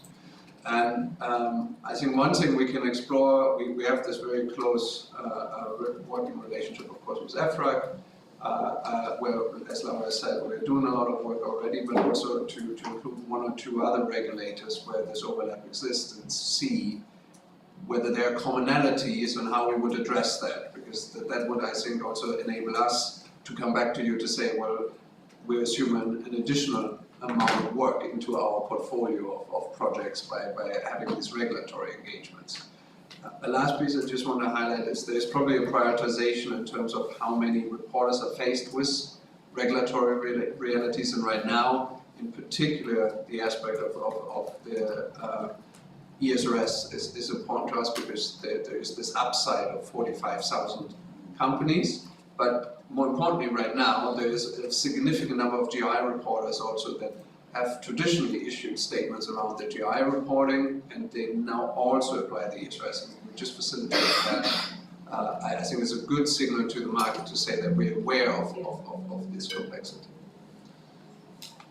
And there's other similar jurisdictions like India, for example, where there is overlap and alignment between the national requirements and the GRI standards, where things could perhaps be simplified for reporters in some way.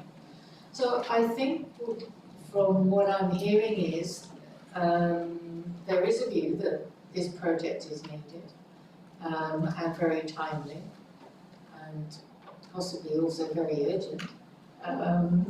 Given the timescale it takes, along with everything else that we are doing, and this is something again that we are doing to help reporters and help regulators and standard setters in other jurisdictions also, that needs to be undertaken with our current funding level.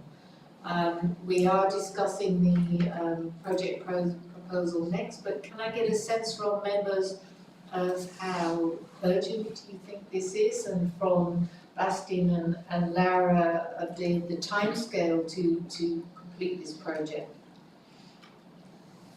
So I was going to make a couple of additional comments, but I think the reality is, sorry, Jennifer Princeton again. The short answer is yes, the project is necessary. And to answer your immediate question, Carol, I think quite urgent as the timing of reporters getting ready for compliance with CSRD using the ESR standards. I think that you'll get behind quite quickly if we don't address this, and we'll lose the opportunity to provide any minimization of duplication of effort if we don't do it quickly. So I'll save the additional comments when the project gets started. Julian Silva here. Just a quick comment. I've seen the GRI content index being used, adapted, especially in our part of the world, where we add on various columns and you put on the alignment to UNGC, to ISA performance framework, and to various other standards. So I'm just wondering, Laura, whether that would itself be the answer to the question in itself. It's happening at the moment. So reporters don't stick to the exact GRI content index, they keep on appending columns or rows. With TCFT, they actually add a rows at the bottom and they align the TCFT requirements, which is not under the GRI content index. So there's adaptation of the GRI content index anyway to meet the requirement. I think reporters, the savvy reporters, will anyway do that to make sure that is there. So, given that the standards division obviously has sort of work on hand, my view it won't be that urgent. Is my view of it, because the solution already exists with the reporters. Maybe a quick response. I think as part of the most recent update of GRI1, we looked at also how we can explain the content index requirement in a way that it allows for this flexibility, that it's not that it is clear what needs to be included, but we're not too dogmatic about the formatting of it. So that's already achieved. I think what the report preparers are looking for now specifically is part of the utility of this interoperability table is to just quickly mix and match, but then also moving this into the statement space and declaring that you've applied to, so that they can gain a comfort level with that, right? And that seems to be something, you're mentioning that multiple things can be added, that's true, but the guidance needs to be specific to the individual mandatory setting probably, and this is where the need is that we are identifying, right? And we're trying to match that with having a generic set of standards and a global set of standards.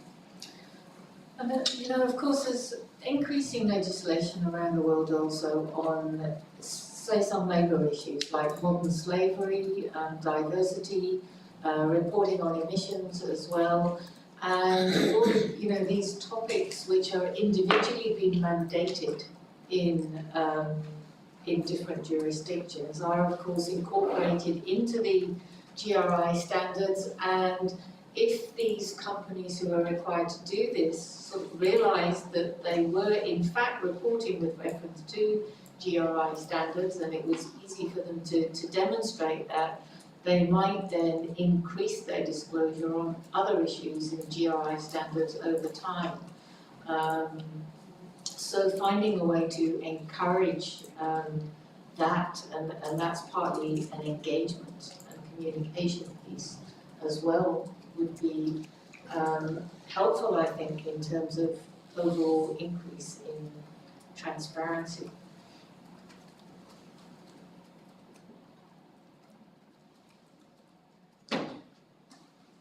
And this is Igazuma, just to respond to Carl's question about how urgent this is. So yes, I agree, it is urgent, but perhaps we also need to be cautious of having updates or another review or another change again if we implement this urgently, and then we don't have the digital taxonomy also aligning with that time, and we also need to integrate that element so that we have that digital content index for companies that are adopting that. So it's urgent, but if it doesn't align with the timeline of the digital taxonomy, then I think that timeline might change and need to be reviewed. Thank you. Yeah, maybe I can add to that. So I think that the taxonomy will definitely be way ahead in a narrow scope review of GRI1, because even though we would be only doing narrow scope amendments, that frame would still look something along the lines of 9 to 12 months, because we need to go through all of the due process steps, including public exposure. So I think definitely that the digital taxonomy will be available in time to be contemplated into the final content of GRI1. Jeff Robertson here. To help the group better understand the urgency or better evaluate the urgency, could you remind us what are the timelines for American multinationals that have operations in Europe to report under CSRD, European organizations to report under CSRD, just a couple of those timelines, please? Yeah, sure, I'll do my best. So I think the first European company subject to the CSRD will need to start reporting this year, so for the financial year 2024, which means that first reports will be out in 2025, although we know of companies that are already using the SRS, there are some early adopters. And these are the companies that fall in the current NFRD directive. And then the rest of the companies will be reporting from the following year onwards, that is European companies. Non-European companies, I think, will start reporting from the year 2028, if I'm correct. That's about it. Yep. And then for SMEs, can't remember the specific timeline, but it might be around the same time, a little earlier than that. And the required use of the taxonomy, maybe years, you know better than I do, but this is recently delayed. If I remember correctly, the visit was the digital reporting under ESRS will start from next year. However, there's still the full process to go through with ESMA in terms of the implementation of their digital reporting. So I don't know if there's going to be any change to that. I'm not sure, but I assume not. So yeah, it's next year basically. Thank you. Just one addition to this, because there is also a reality that European-based companies with this requirement to report next year, which is the largest, right? They are actually handing this out to their supply chains. So this is another level where the ESRS actually meet GRI reporters in the supply chain, in the value chain of companies. And they usually have very specific information requests, oftentimes organized around the GRI standards, disclosures. So that's just another, and so it's not necessarily that international companies are outside, maybe even not with a presence in Europe, that they're looking at this also from a value chain perspective at this point in time. So but the guidance could be helpful there as well, right? Because they are now asked to do GRI disclosures. The request might come in the form of an ESRS disclosure, but then they can see, that's the utility of the interoperability work. They can see that this actually matches a request that they had before based on the GRI. Okay, so what are the next steps then? Do we get a project proposal next to the GSSB? Can I just drop in? We have Gabriel, who's online with us, and he's just sent a chat message. So he's saying the US companies with securities listed in the EU already this year, if the listed subsidiary is large, and in 2026 is the subsidiary listed as an SME. Otherwise, 2028 for others. Thank you, Gabriel.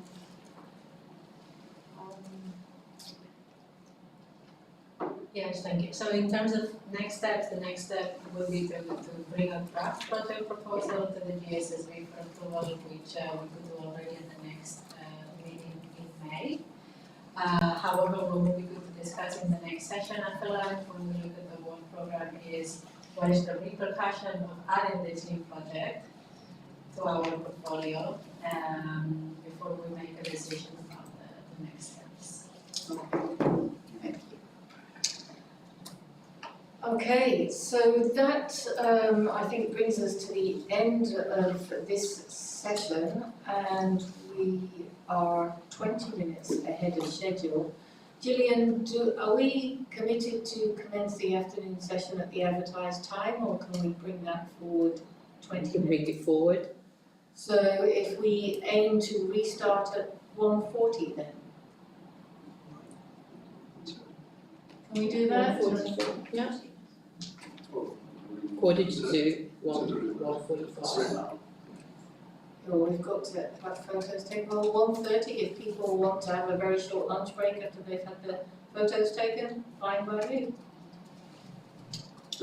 Okay, so we return at 1:30. Thank you all very much, and thank you very much to the staff for that paper and members for the discussion. Thank you.